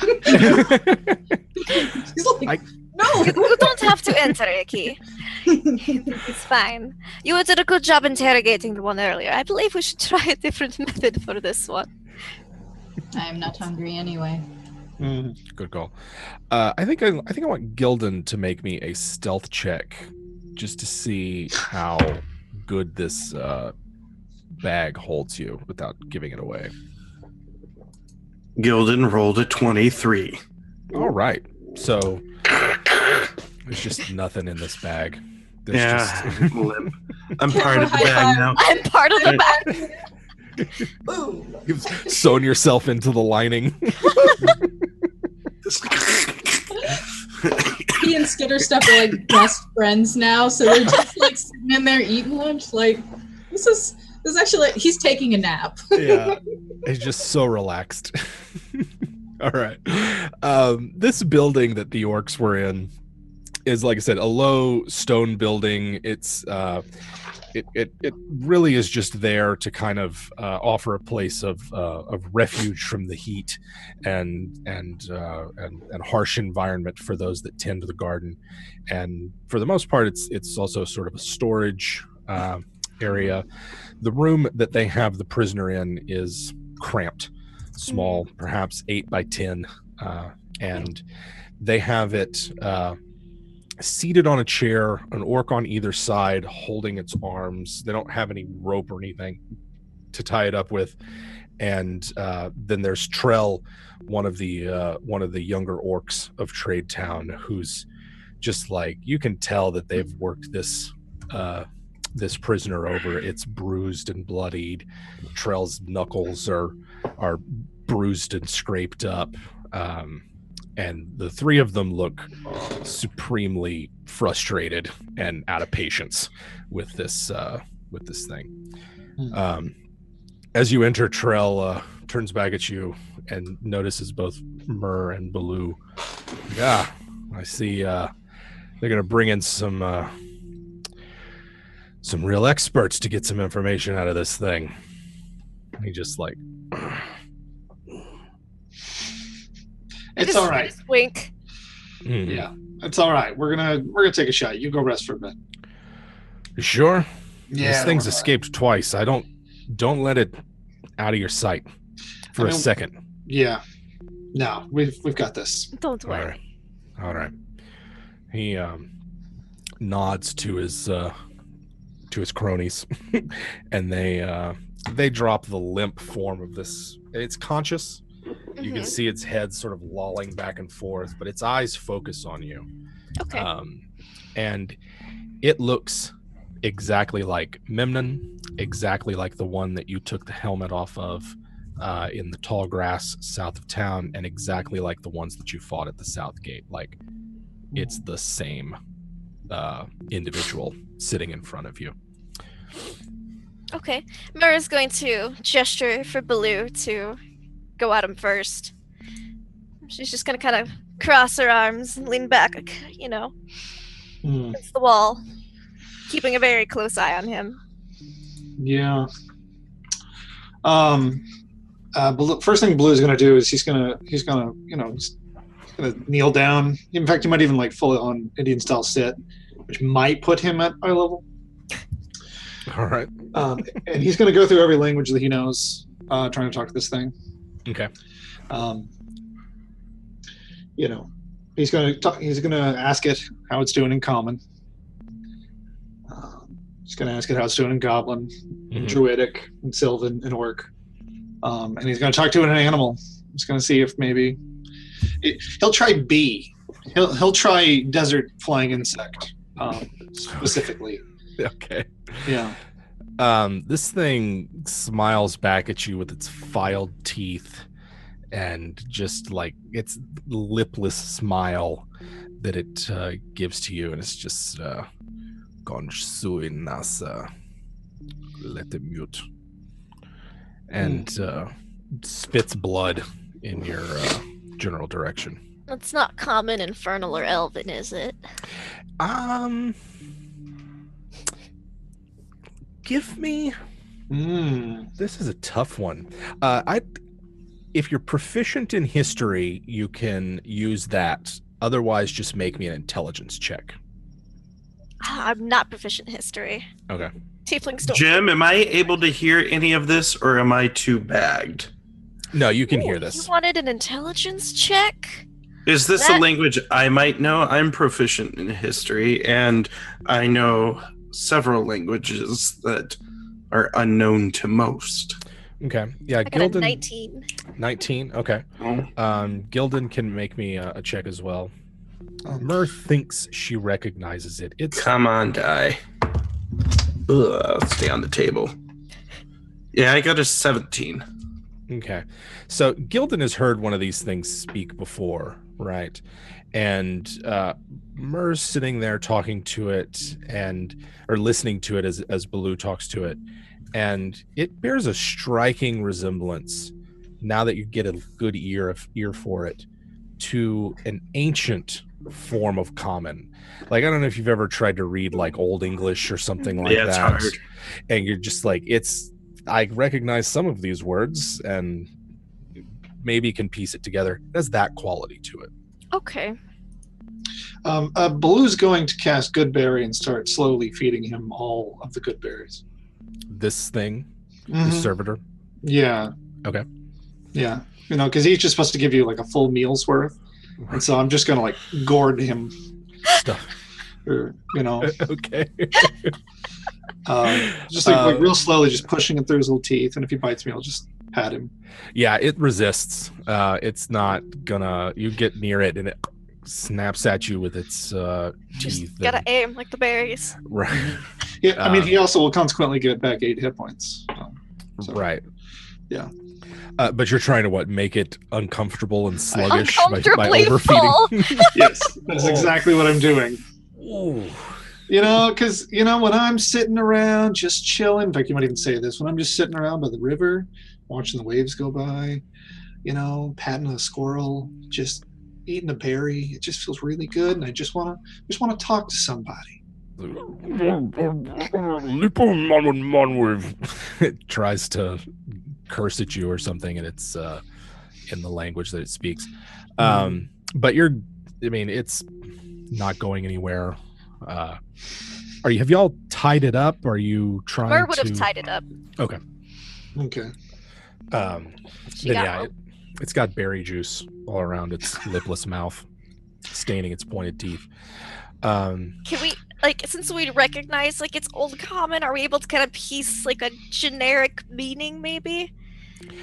Defiance would be one, and you get the impression, both Baloo and anyone else that talks to it, it looks you in the eye when you talk. It seems to comprehend, and it doesn't seem confused or unaware or anything like that.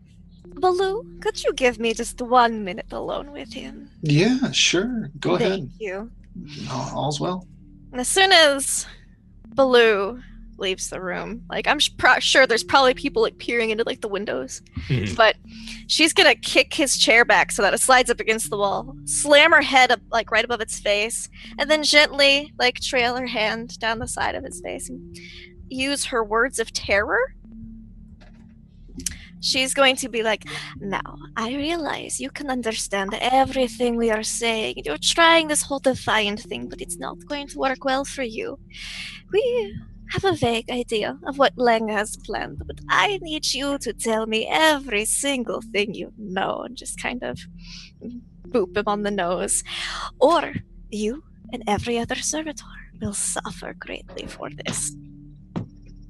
And he needs to make a wisdom saving throw, because my words of terror is, if I speak to a humanoid alone for at least 1 minute, I can attempt to seed paranoia in his mind. At the end of the conversation, he has to make a wisdom saving throw or be frightened of me or another creature of my choice. This target is frightened this way for an hour. Mm-hmm. Yeah, I got a 6 on that okay. save. That fails. Yeah, Myrrh has a...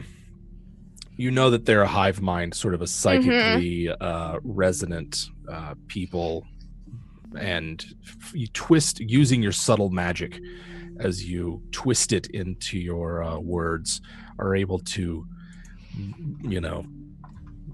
assault. Yeah, basically, like, you are alone here. There is no one else who can save you.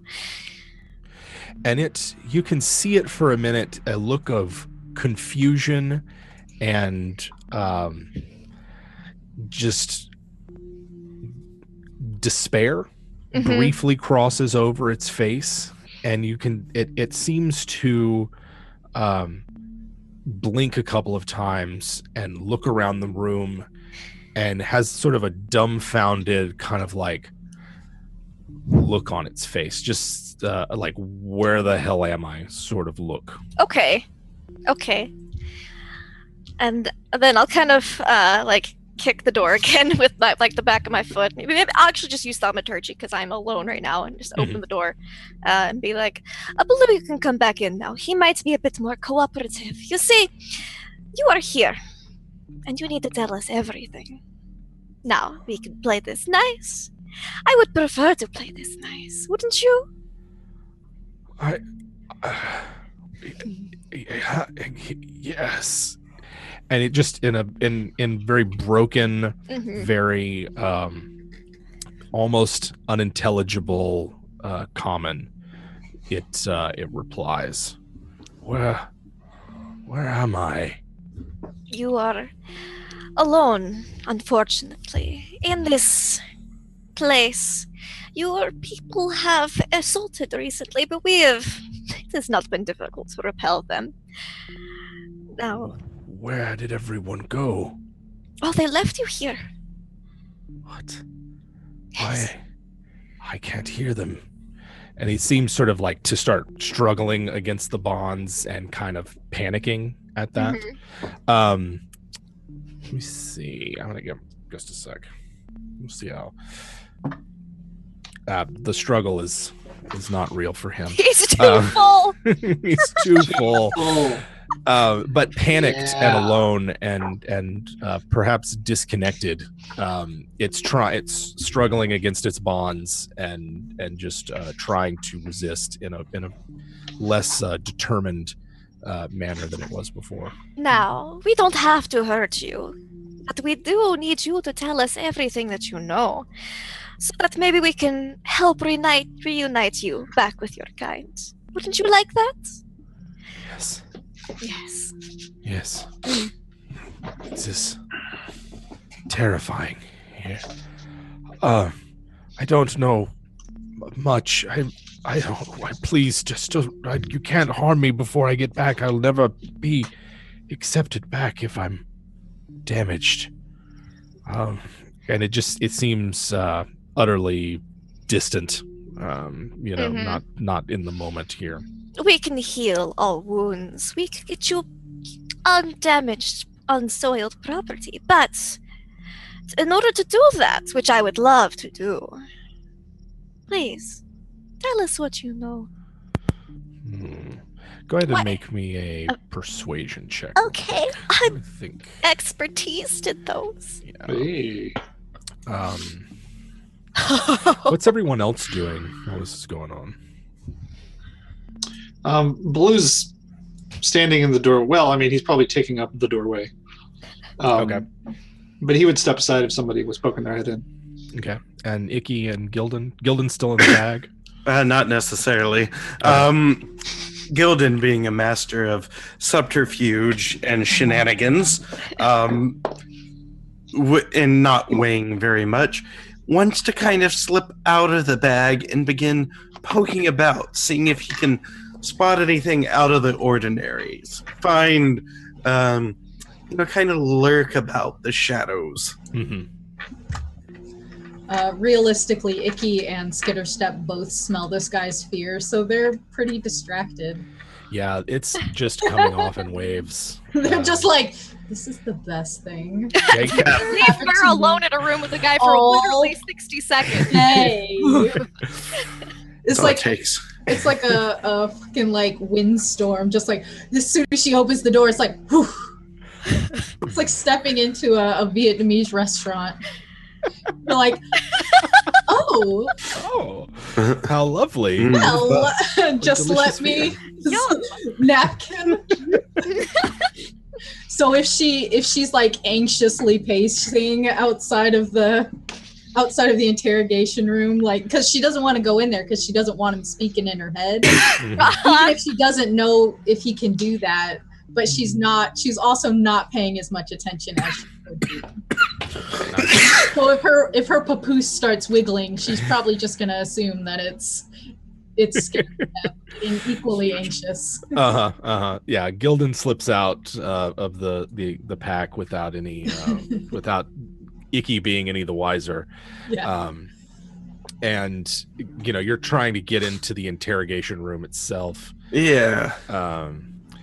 There's plenty of shadows in here. There's actually no windows in the room here. It's more there's just a low lamp that's illuminating the room. This servitor is genuinely and legitimately terrified right now, and completely different than the other ones that you've seen. The other ones that you've seen, first off, many of them are they march in lockstep. They're quite uniform and almost mechanical in their movements. And the others were very quick and live warriors that you saw. That's not what you see in front of you now.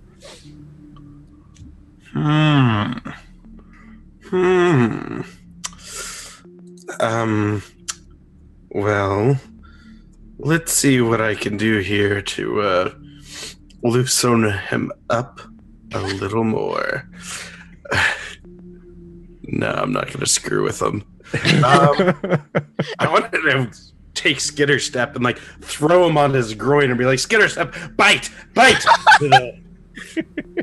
We're not cool like that yet. Not yet. That's like 5th, 6th level. We'll coordinate later, Gildan. You said you wanted to see her work. Does Gildan have Skitterstep with him? No, he may be following me though. Okay. You know what? He's definitely with you. Cool. I just decided that. Nice. He's definitely with you. What did Mur get on that persuasion check? A 26. Nice. Yeah. So this is there's a you feel like you've got this servitor in the palm of your hand, and weaving your magics into your words and using that. This creature in front of you seems less threatening and menacing than just sort of pathetic. And he's able to hide his mind from us, even though we cannot hide our eyes or our mind from him.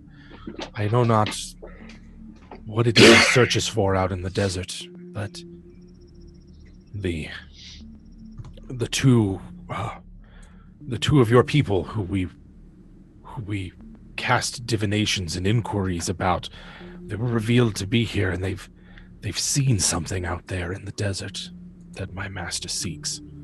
Some thing that will give him what he wants. We are just here to carry out his will. And just that look, just like a wave of existential dread passes over the servitor, as it's just like, I have no more purpose. I've been cut off. And just like, he's got like 1,000-yard stare at this point. Interesting. About you said you cannot hide your minds or your eyes from him. Is that perhaps based on distance? Or does it not matter how far you go? He can always see you. I've never been far enough for him not to be there, not to be with me wherever I am, not to tell me what to do. I feel alone, and just he trails off into seemingly incoherent rambling. Jim, I'm gonna cuddle him. All right. I'm just gonna kind of get on the ground next to him, put my arm around him, and just gonna bring him in. Interesting. Mm-hmm. Okay. Blue is like a youth counselor. Yes. Yeah. Bring it in, big guy. Bring it I can't live if living is without you. He's big and furry and cuddly, and he is. He's all those things. He's like a giant plush teddy bear. Yeah, and he'll, Mer, I think you snapped him out of it, whatever it was. Yeah, he doesn't quite. Actually, he recoils to your touch in a way that Mer recognizes. The minute Baloo sort of puts an arm around him or tries to offer comfort, he's sort of like jittery and looking back. And of course, tied up to a chair, there's not a lot he can do about it. So eventually, he's just like, I guess I got to put up with it. Yeah, Mer doesn't say anything to Baloo. He wants him to feel like he's being comforting. Basically, Mer is just gonna grill him while she has him like this about how do your people operate? What do you guys use for sustenance? Basically, try to get as much fact about these servitors as she can, while this one's very nice and pliable. And I cast Zone of Truth, so he can't lie. Nice. All right. So we get a what? Wisdom or charisma save on that zone? That one's a I don't. save, Yes. I'll double check though. And I can cast Bane on him, so he'll make a charisma save to see if he can resist the Bane, and then if he fails that, he will have to make, or he'll be penalized on his future saving throws. Gotcha. So it resists your curse of Bane, and it does not take hold. But all right. You can tell, and I do believe Zone of Truth, you'd know if they've passed. Yes. He does not pass for the So zone. we know if he's truthful. High five. There you go. Talking to it, you get a good hour while it's frightened of you. Yes. Yeah. Okay. Yeah, it's only like 10 minutes have passed. Mer's just got like a notebook. She's like, oh, Right. tell me more. It's it doesn't know a lot. Most and seemingly deliberately. There's a lot about what it knows that it's sort of like the interior of the pyramid is deliberately confusing to us, and we are kept confined to our he calls them our sarcophagi. That is where we sleep and recuperate. I know that the pyramid travels across a great distance and can move between worlds. I'm not entirely clear how or what propels it. When it is time for us to act, there is a central shaft in the elevator, or in the pyramid. So you don't know where the elevator comes from. A central shaft in the pyramid that opens up, and we can take our vehicles and exit that way. It's a great many parts of it are cloudy. I'm afraid I don't know the details of what exactly is in there, or the other rooms that I've never been to. What plane are you from originally? I do not know. I think it's less of where we're from as a matter of when. I know that we travel across across different chronal dimensions, I think. And he just getting that out seems to be an act of physical pain for him. Note, I repeat everything he says in witch speak, and I'm keeping my own record. Okay. The real truth of what happened. Unabridged, good parts version, Dictionary of Gildan, buy it on webdm.com, 2019. I'm gonna pat him on the head and I'm gonna be like, "Hey, big guy, what's your earliest childhood memory?" He looks at Baloo. And my earliest memory is of waking in the sarcophagus. I was formed this way. I woke up this way. There's no childhood. God. Not for any of us. Perhaps for the master at one point, but not in a long time. Okay, that's depressing.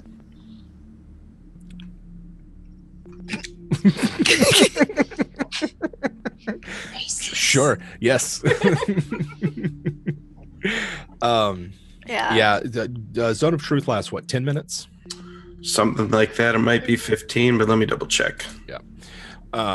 But in general, that's sort of how the course of it goes.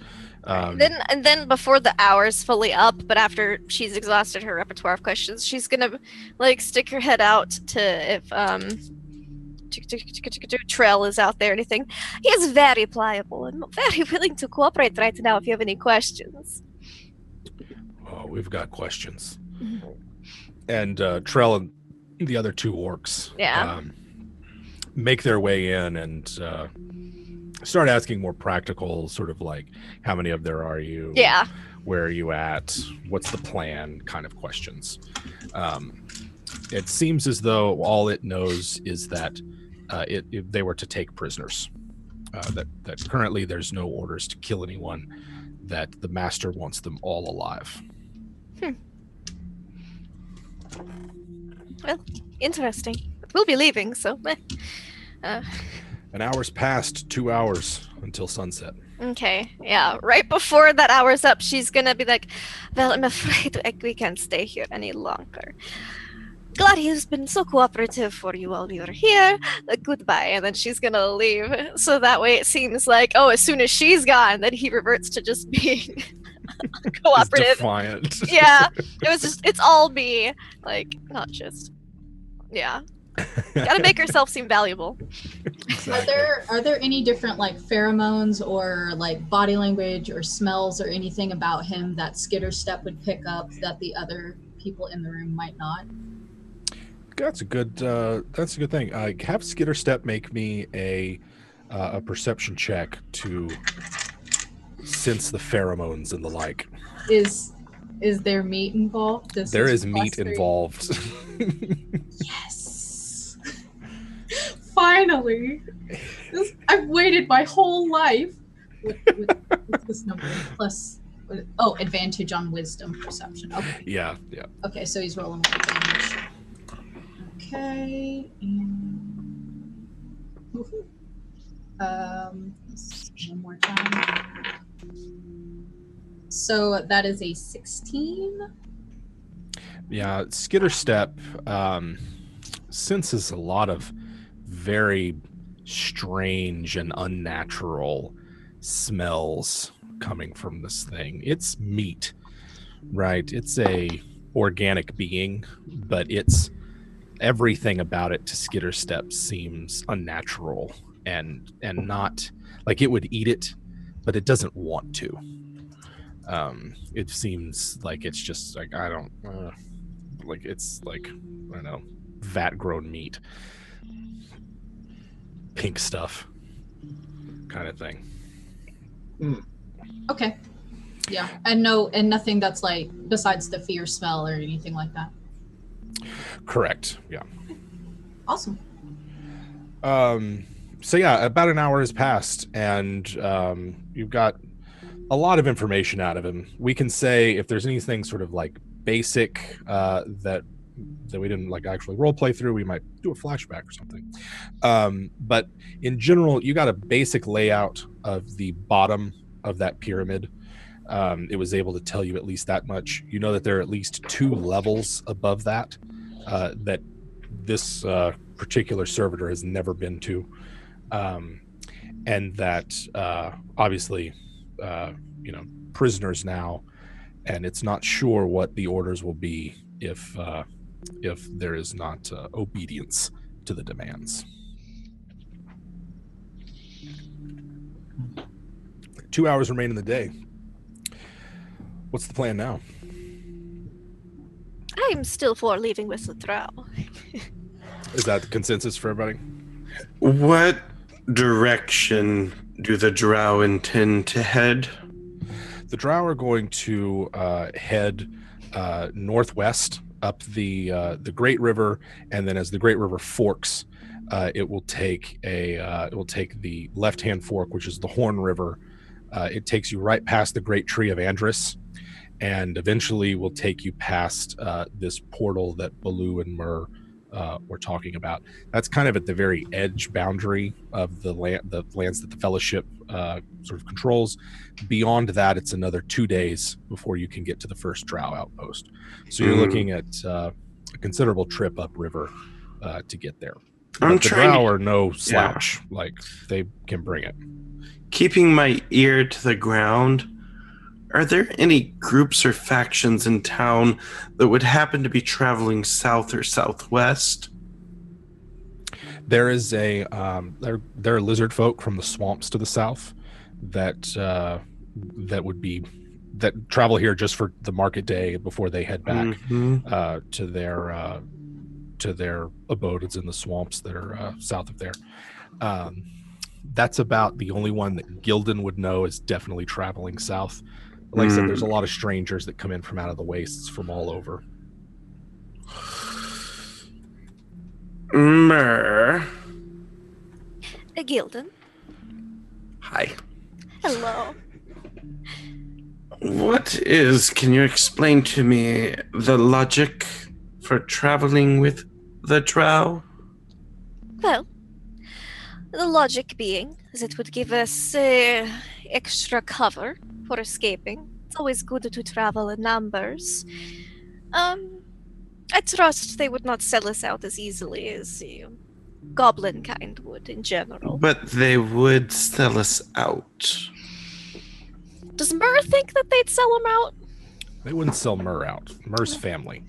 But they wouldn't sell all of us out. I'm I also am intrigued about this portal. It would be difficult for them, I believe, to track us through the portal if we so desired to go. I think I'm going to take these things and keep them in my heart. And then I went to ask, Icky, do you know anything about the lizard folk here for Market Day and how soon they might be traveling back to the swamps? As soon as he mentions the lizard folk, Icky's actually going to release a couple of the smaller frills that like all lizard folk have, and they'll start to go up in sort of alarm. She's like, Icky does not deal with lizard folk. All right, that settles it. We'll be doing dark elves. Ha ha ha ha. See you in the Underdark, guys. No. So here's what everyone other than Myrrh knows about the drow that live up the River Horn. They have been surface-dwelling drow for as long as any of you have known. They have a reputation for being ruthless, skilled warriors and magicians, but that they also are, if you're willing to play ball, they will entertain and hear you out. They're not like the utterly ruthless, always chaotic evil that are in more traditional fantasy settings. Yes, everyone here's chaotic evil. At least our party, right? Not chaotic, thank you. Thank you. Not evil. Necessarily. Yeah. So in your wake, things happen, I can't help that. Yeah. All right.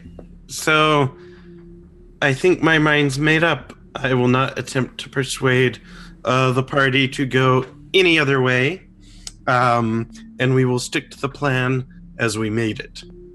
Okay. Wait for the cover of darkness to sneak out, and yes. So Mur would probably also add to Gildon, as long as you are of a greater value or use, definitely will kill you out. I'm simply thinking about what I know that no one knows except the one other knows. Ever since Gildan mentioned lizard folk, like Icky has become increasingly agitated and is now just kind of like stalking around looking for a fight. Just back and forth. Yeah, that's Wow. You got a lot of stress there, Icky. A lot of tension. There is you guys are outside in the garden. Most of the fellowship is engaged in either tending to the wounded or fortifying the riverside portion of Trade Town. You can see Orduk and Dodvi on the edge of the garden discussing something, but otherwise no one has come up to bother you or interfere with this little conversation that you've got going on right now. Is anyone? I'm going to assume that plans are being made to include Ellie in this. She's being healed up right now. Definitely. But she will obviously accompany you guys. I think we're going to go ahead and just say that. What do you guys do with the remaining time in the day before you set out at nightfall? Pack. I'm essentially going to my secluded spot that I made a bargain for, and I'm going to be attempting to contact my divine power of the ways, seeking guidance, seeking secrets. Yes, and Barnabas has been preparing the powders that he's going to need to enter the trance-like state to contact your wise woman of the wastes. Is anyone accompanying? You're going by yourself. Do I understand you correctly? 100%. Okay. Mur is... Well, if Skitterstep wants to come, he's invited. Skitterstep will accompany you because Icky he can't be around Icky right now when she's like this.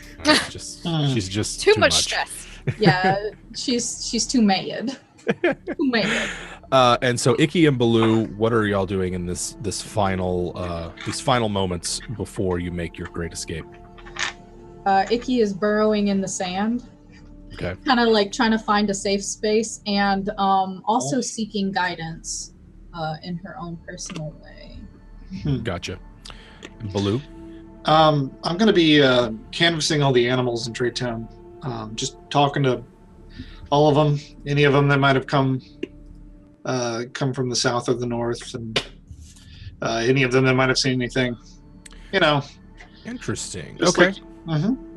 So there is there's a stockyard, not that far from where the fellowship maintains their gardens, and it's at this time on market day. It's normally filled with the with the mounts and livestock, for lack of a better word, that the various traders have come in to trade with. It's all sorts of war beasts and different sorts of giant insects and lizards that are used as mounts here. Great big burrowing beetles with giant howdahs covered in fabric along the back. Swift-footed war beasts that run on two legs that are more used for light travel. Great big sand striders that tower like 30 feet in the air above you, that great many people sort of ride around on. So there's all sorts of different creatures in the stockyard that have come through here. Yeah. And you're what, just talking to the lot of them? Yeah, I mean, like, I could talk to all of them at once. It's not it's not targeted or anything. So I'm just gonna start asking around, see if anybody pipes up with anything interesting. Okay. Specifically looking for dangers that might have been coming from somewhere else, or if they saw anything weird, anything. Yeah. That there are a lot of them not concerned. There are a lot of them who made note about a large group of sort of cloaked and hooded individuals further east, near a set of ruins known as the Keep, just sort of what people call it in general. It is about it's about 2 days away from where Trade Town sits. So it's still it's not like it's an immediate threat or anything like that, but it's more it's kind of out there. They made note of it just because it's different. They don't usually see those kind of things, large groups like that wandering through the wastes. Interesting. Yeah. Other than that, they are scared and concerned about what's going on. It's pretty tough, guys. Just keep your heads low, and if things get really bad, stampede and get out of here. Yeah. Asking them to stampede. Just do that. Save yourself. Yeah, okay. Get out of here. Is there anything else, any other information that you're looking for as you're talking to them, or you're just like, hey, what's going on out in the wastes today? I'm trying to think if it's one of those moments where it's like when my character knows something that I don't. I'm forgetful and spastic, so you know what? I would probably just talk to them about the event itself. If they saw anything, ask him what all they saw in the sky. Some of them might see another color spectrum. Some of them might smell different things. Right.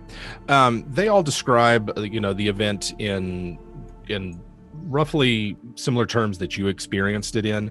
They tell a lot more stories of prisoners being dragged off and what it was like inside Trade Town in those moments when the first servitors hit to take prisoners. Some of them, like the war beasts, the ones that were bred and meant for war, are itching for a fight. They're ready for their riders to come find them and to ride out for battle. They are bloodthirsty and sort of chomping at the bit. But a great many of them, particularly the insects and the like, are wishing that they could just burrow and get this over with or leave. So that's kind of the vibe of the animals there in Trade Town.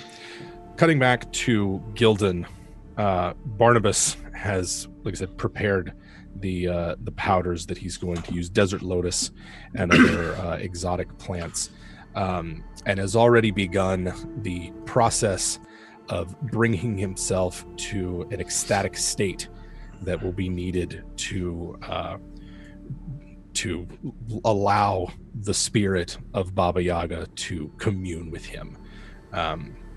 Both Enoch and Gloshia have left, gone somewhere else, and instead there is just Barnabas there, beginning his drug-addled communion with the wise woman of the wastes.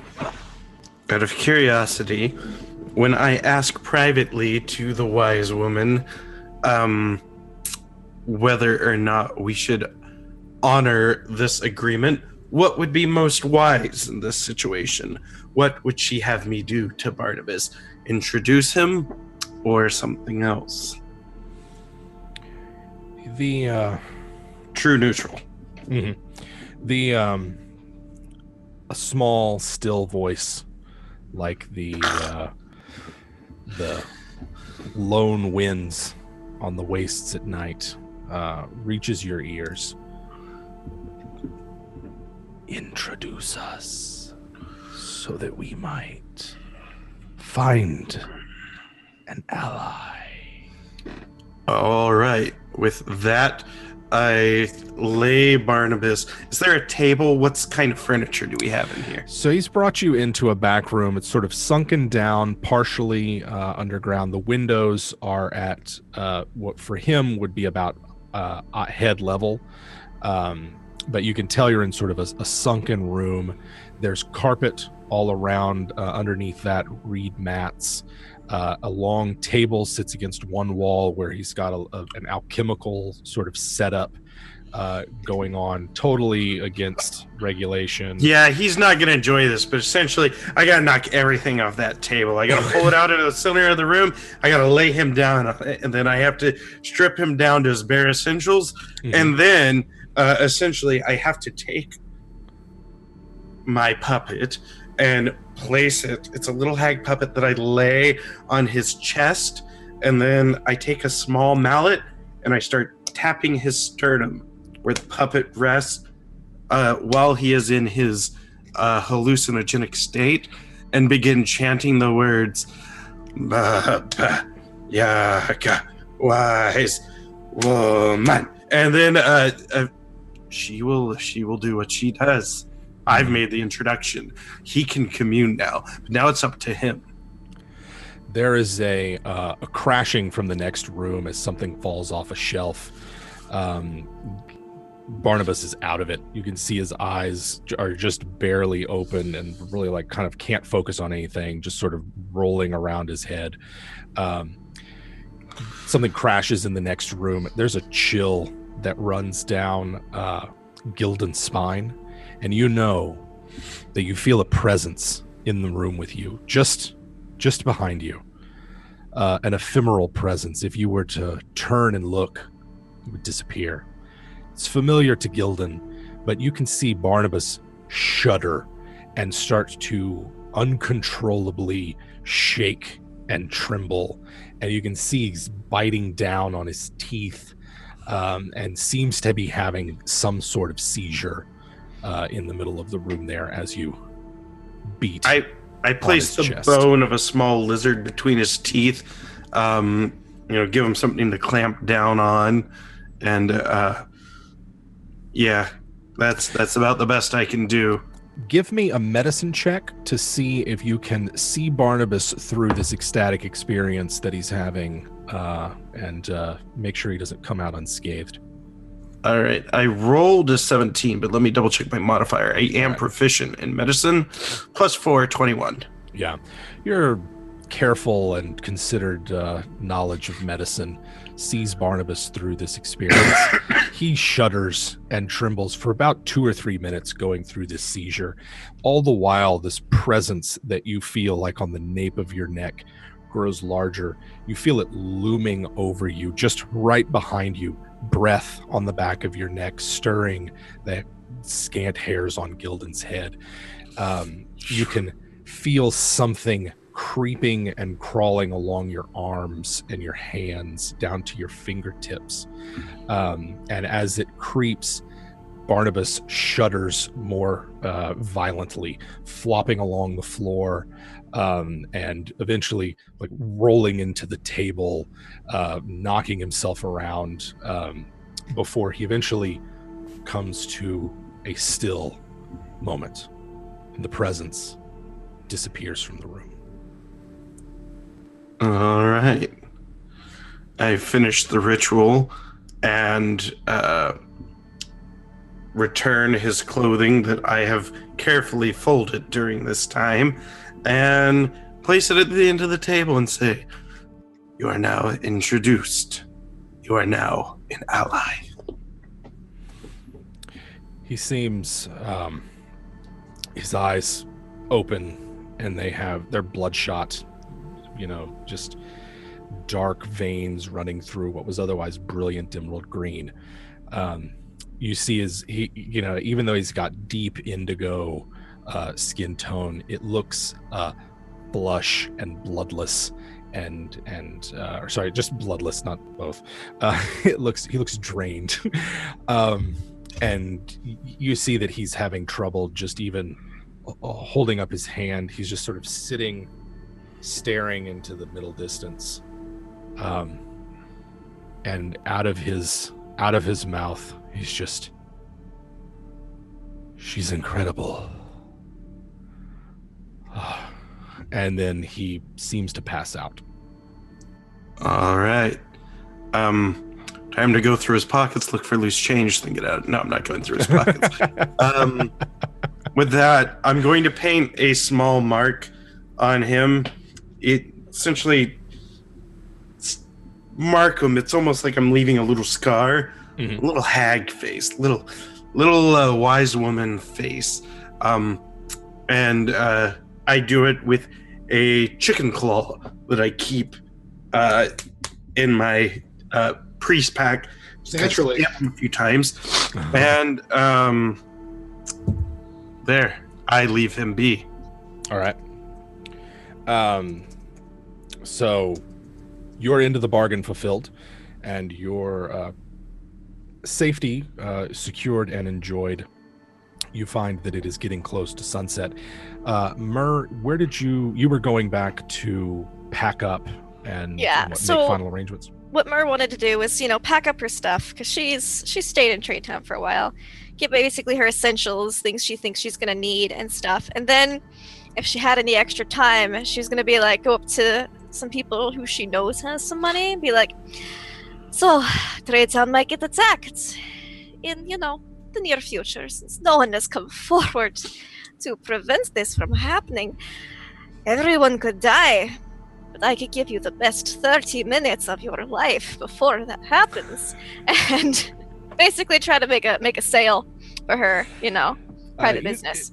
I think that Myrrh knows who to hit up and who's good for it in those last moments.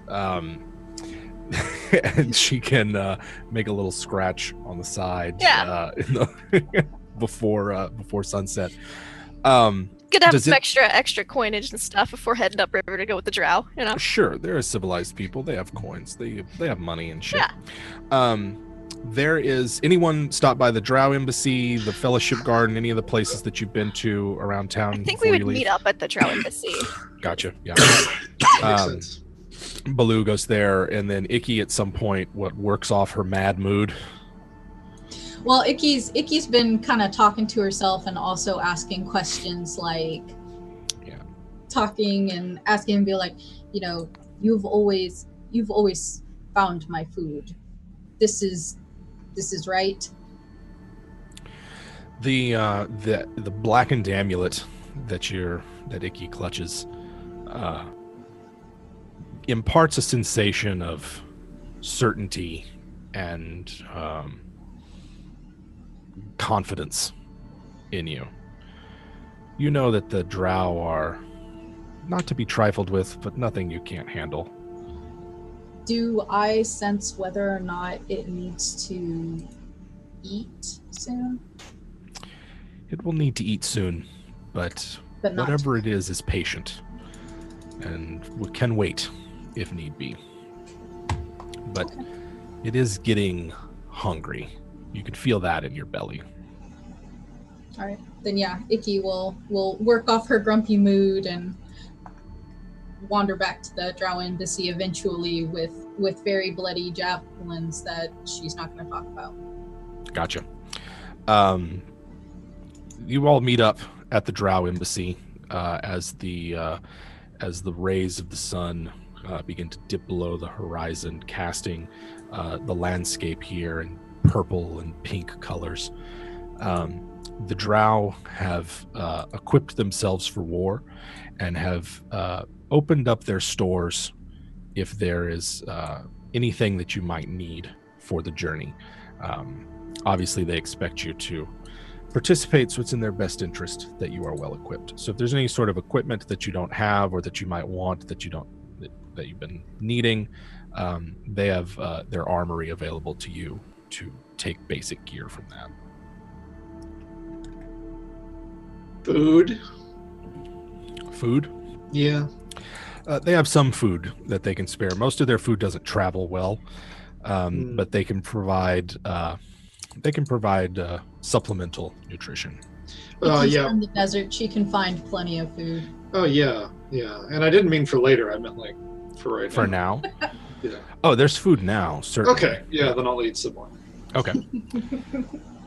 And that's all I'm gonna get. That's all I was gonna get. Anyone else go to visit their armory or anything like that? Sounds like a no. I got what I needed from the kindness and generousness of the shop owners I saved. Icky only trusts what she makes herself, so. Gotcha. In that case, there are 3 drow that are going to be accompanying you, as well as Enoch. He apparently had approached the embassy while you were away and has secured his own passage north.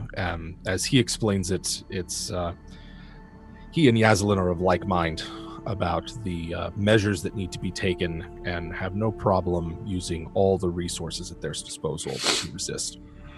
So it's the 3 drow plus Enoch, of course, a hobgoblin, as well as you. 2 boats will be necessary for it. And the drow's plan, at least, Kelra will lead them, along with 2 others, is to stick to the tall grasses along the shoreline, staying as low as possible till they get out of sight, Trade Town, and then take to the river. They sort of inform you of this as if that's the plan, but you know how things will go. All right. Doesn't seem like there was any last minute prep you guys wanted to do. So in that case, as the sun begins to set, there is a movement on the far shore as the servitors who had been motionless along the far bank this entire time begin to move. There's movement coming from the pyramid as more of the flying chariots disgorge themselves from the depths of this structure and begin accepting servitors who are on the ground as riders. It looks like they're making their way en masse into the city. What's y'all's move? It's time to do a leave. Do a leave? We're gonna head out. Okay. Why are we still here? We're gonna be Sneaking back into Icky's pack, if you don't mind. Okay. Sneaking back to the pack. Better you go in of your own volition, really. Well, Do I know any of the 3 drow that are traveling with us? You know of them. Maybe not best friends with them or anything, but you're aware of them. As well as the traveler Memnon is going to be... I'll try to, give him a nicer cloak. From my plethora of silks and stuff that I've got. Okay. Disguise him up a little bit more so it's not as obvious he is who he is. With my black market breeder background and the bandit background, I'll know smuggling routes, won't I? Out of the city. Yeah, you will. And there are plenty around here. The region that you're about to be heading into is the Fellowship refers to it as their hinterlands. It is full of scattered villages of orcs, goblinoids, kobolds, and the like. Many of them have roots in Trade Town, but live out in the hinterlands. This area is crisscrossed by canals, creating a kind of fertile patch in the desert that they, grow their crops, live their lives. As a consequence, the entire area of the hinterlands is covered in tall grass and marshy ground. If you don't know the area, it's very easy to get lost in it. And it's very, it's something that the inhabitants of it use to their advantage, if need be. Very easy to hide, very easy to move about, unseen.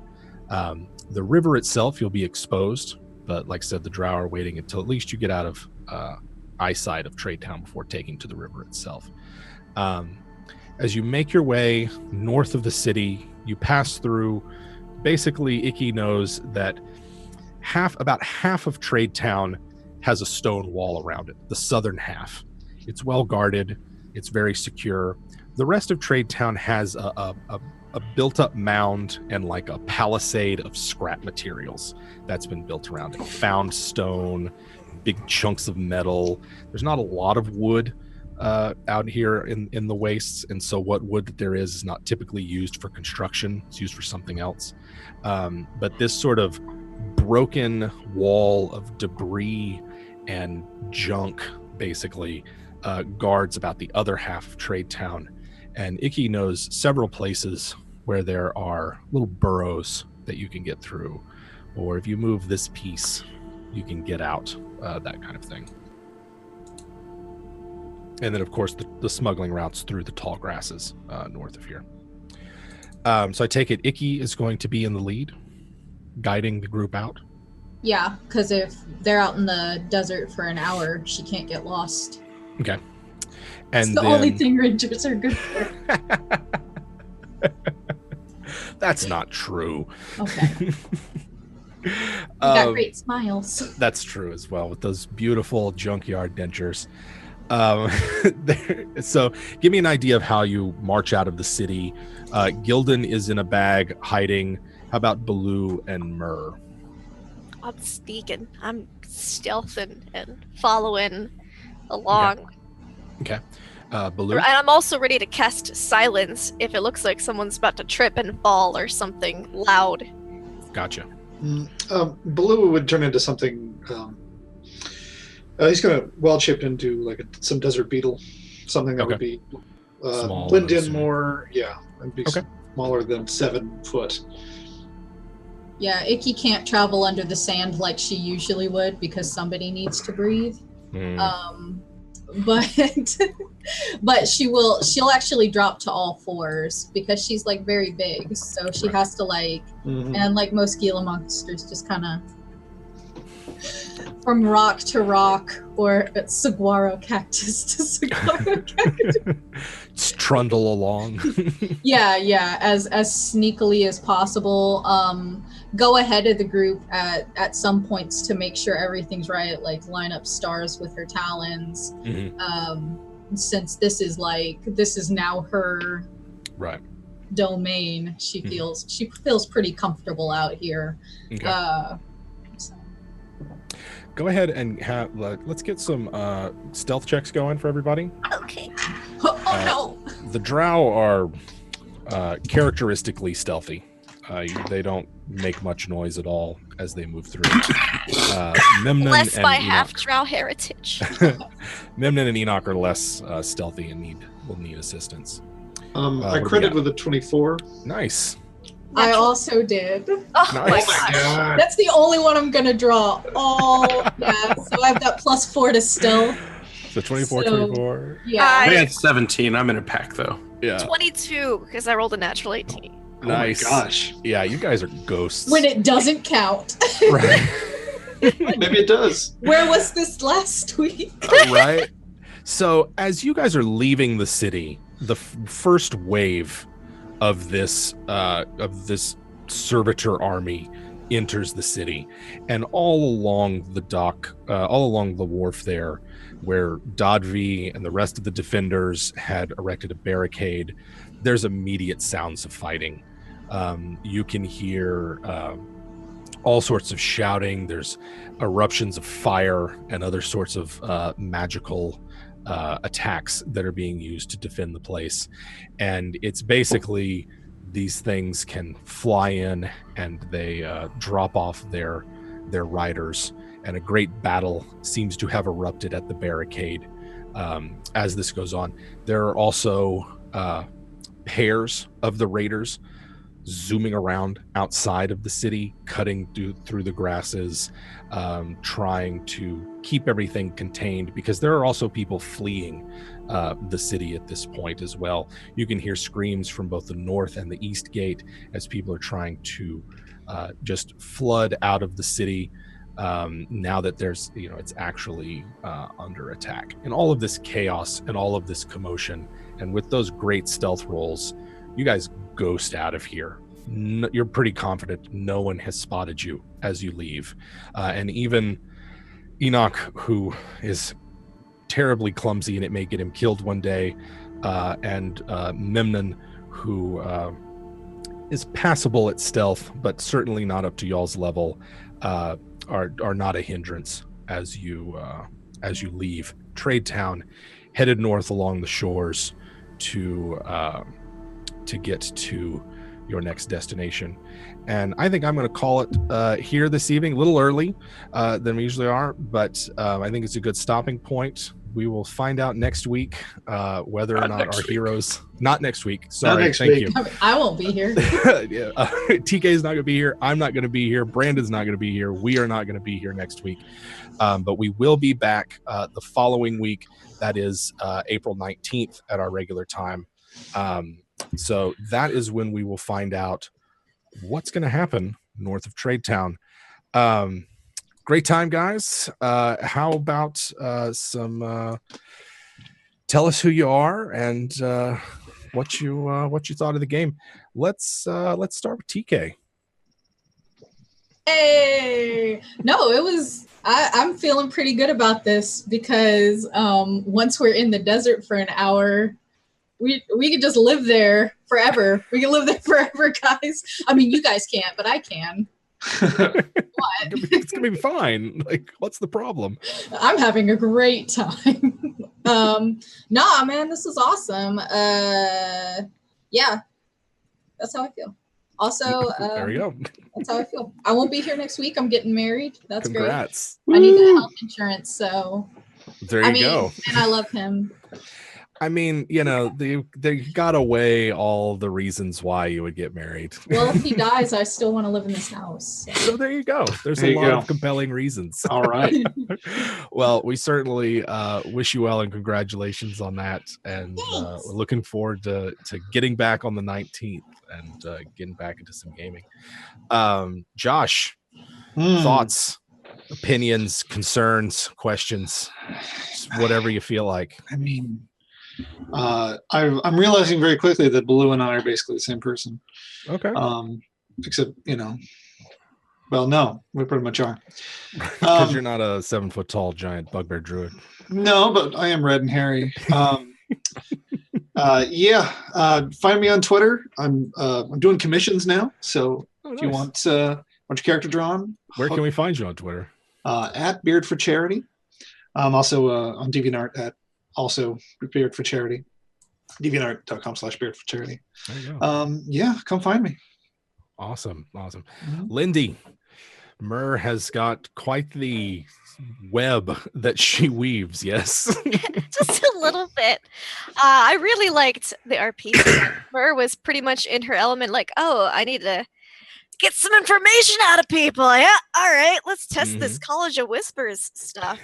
And it worked surprisingly well. Nice. I'm really digging it. I can't wait to see where this goes. I only see this river travel going well.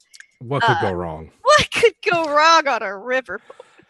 What could go wrong is you guys in desperate probably need of a long rest. Try to travel north along a river being chased. I don't see anything going wrong with nothing will go wrong. This is all fantastic. Can't wait. I really wish we were playing next week, but I completely understand. People got to get married. People got to do other things. But I am already counting down the days till week after next. We're back. Until then, you can find me online at LaughLoveLindy on Twitch and Twitter. I am on a lot of shows, doing a lot of things with a lot of D&D and Call of Cthulhu. I pretty much update my Twitter with everything that's going on because it's a lot. So, and it is a lot. It is a lot. It's only like 12 I don't know how you guys do to it. 14 games. I don't know how you guys do it. It's fine. It's fine. Everything's fine. Grant, I sure hope that this pneumonia you're able to beat it pretty soon. Well, it'll either kill me or I'll beat it. So there you go. Yeah, I've been sick for about a month and all my life before that mentally. Hi everyone, my name's Grant Ellis. I'm an independent content creator for tabletop role-playing games. You can find me on this show every Thursday, except next, on Twitter at WisePapaGrant and on Twitch at Grant R. Ellis. On Fridays, I'm the Dungeon Master for the D&D World Series on Exploding Dice. On Saturdays, I host a show on Encounter Roleplay's YouTube channel called The Story Forge. I'm on a new show debuting this Sunday on Monty Cook Games' official Twitch channel called The Owl of Lycia, which will be Cypher System. Nice. On Mondays, I'm a cast member on Classic Crawls and now Vile and Villainous, which is an all-villain D&D campaign. And on Tuesdays, I'm on Myth Dawn on Unmade Gaming. And special announcement, next Friday, the 13th, I will be on Don't Split the Podcast DM Deep Dive, talking with Sly Flourish, Mike Shea, the lazy dungeon master himself, how streaming has influenced and changed Dungeons and Dragons. If we get 100 viewers, I'm giving away 10 packs of Nolzur's Marvelous Miniatures. If we get 200 viewers, I'm giving away a copy of the starter set with a pound of Chessex dice and the official WizKids minis for all the starter set heroes. And if we get 300 viewers, I'm throwing in my personal DM screen and all the core books of Dungeons and Dragons. Why? Because I just love you guys so much. So check it out if you can. I'm really looking forward to that one. I think it's going to be a good conversation. We're going to bring down the house. Yeah. And I am, of course, Jim Davis for WebDM. You guys knew that. That's why you're here, hopefully, or maybe you're here for the gaming and the awesome people that we have playing our games. We recently got affiliate status with Twitch, so we have all the goodies that come with that. Feel free to bits and chits and whatever else goes on, subs and all that. Like, I didn't realize that you could, if you have Amazon Prime, you get a free Twitch sub. So, we appreciate those, but we also appreciate you just showing up and talking about the game, participating in the game. We really love you guys, and without you guys, the viewers, the audience, the fans, whatever you want to call yourselves, we can't do this. So we really appreciate it. We are, of course, back next Tuesday. There will be a Starward Bound. It's just me. It's just us who are not going to be here. Pruitt and his crew will be there Tuesday at 6 p.m. Central to delight and wow as they take to the stars aboard the Dawn Rose. So really appreciate it. Thank you guys for coming and checking us out. And we will see y'all on the 19th. Bye.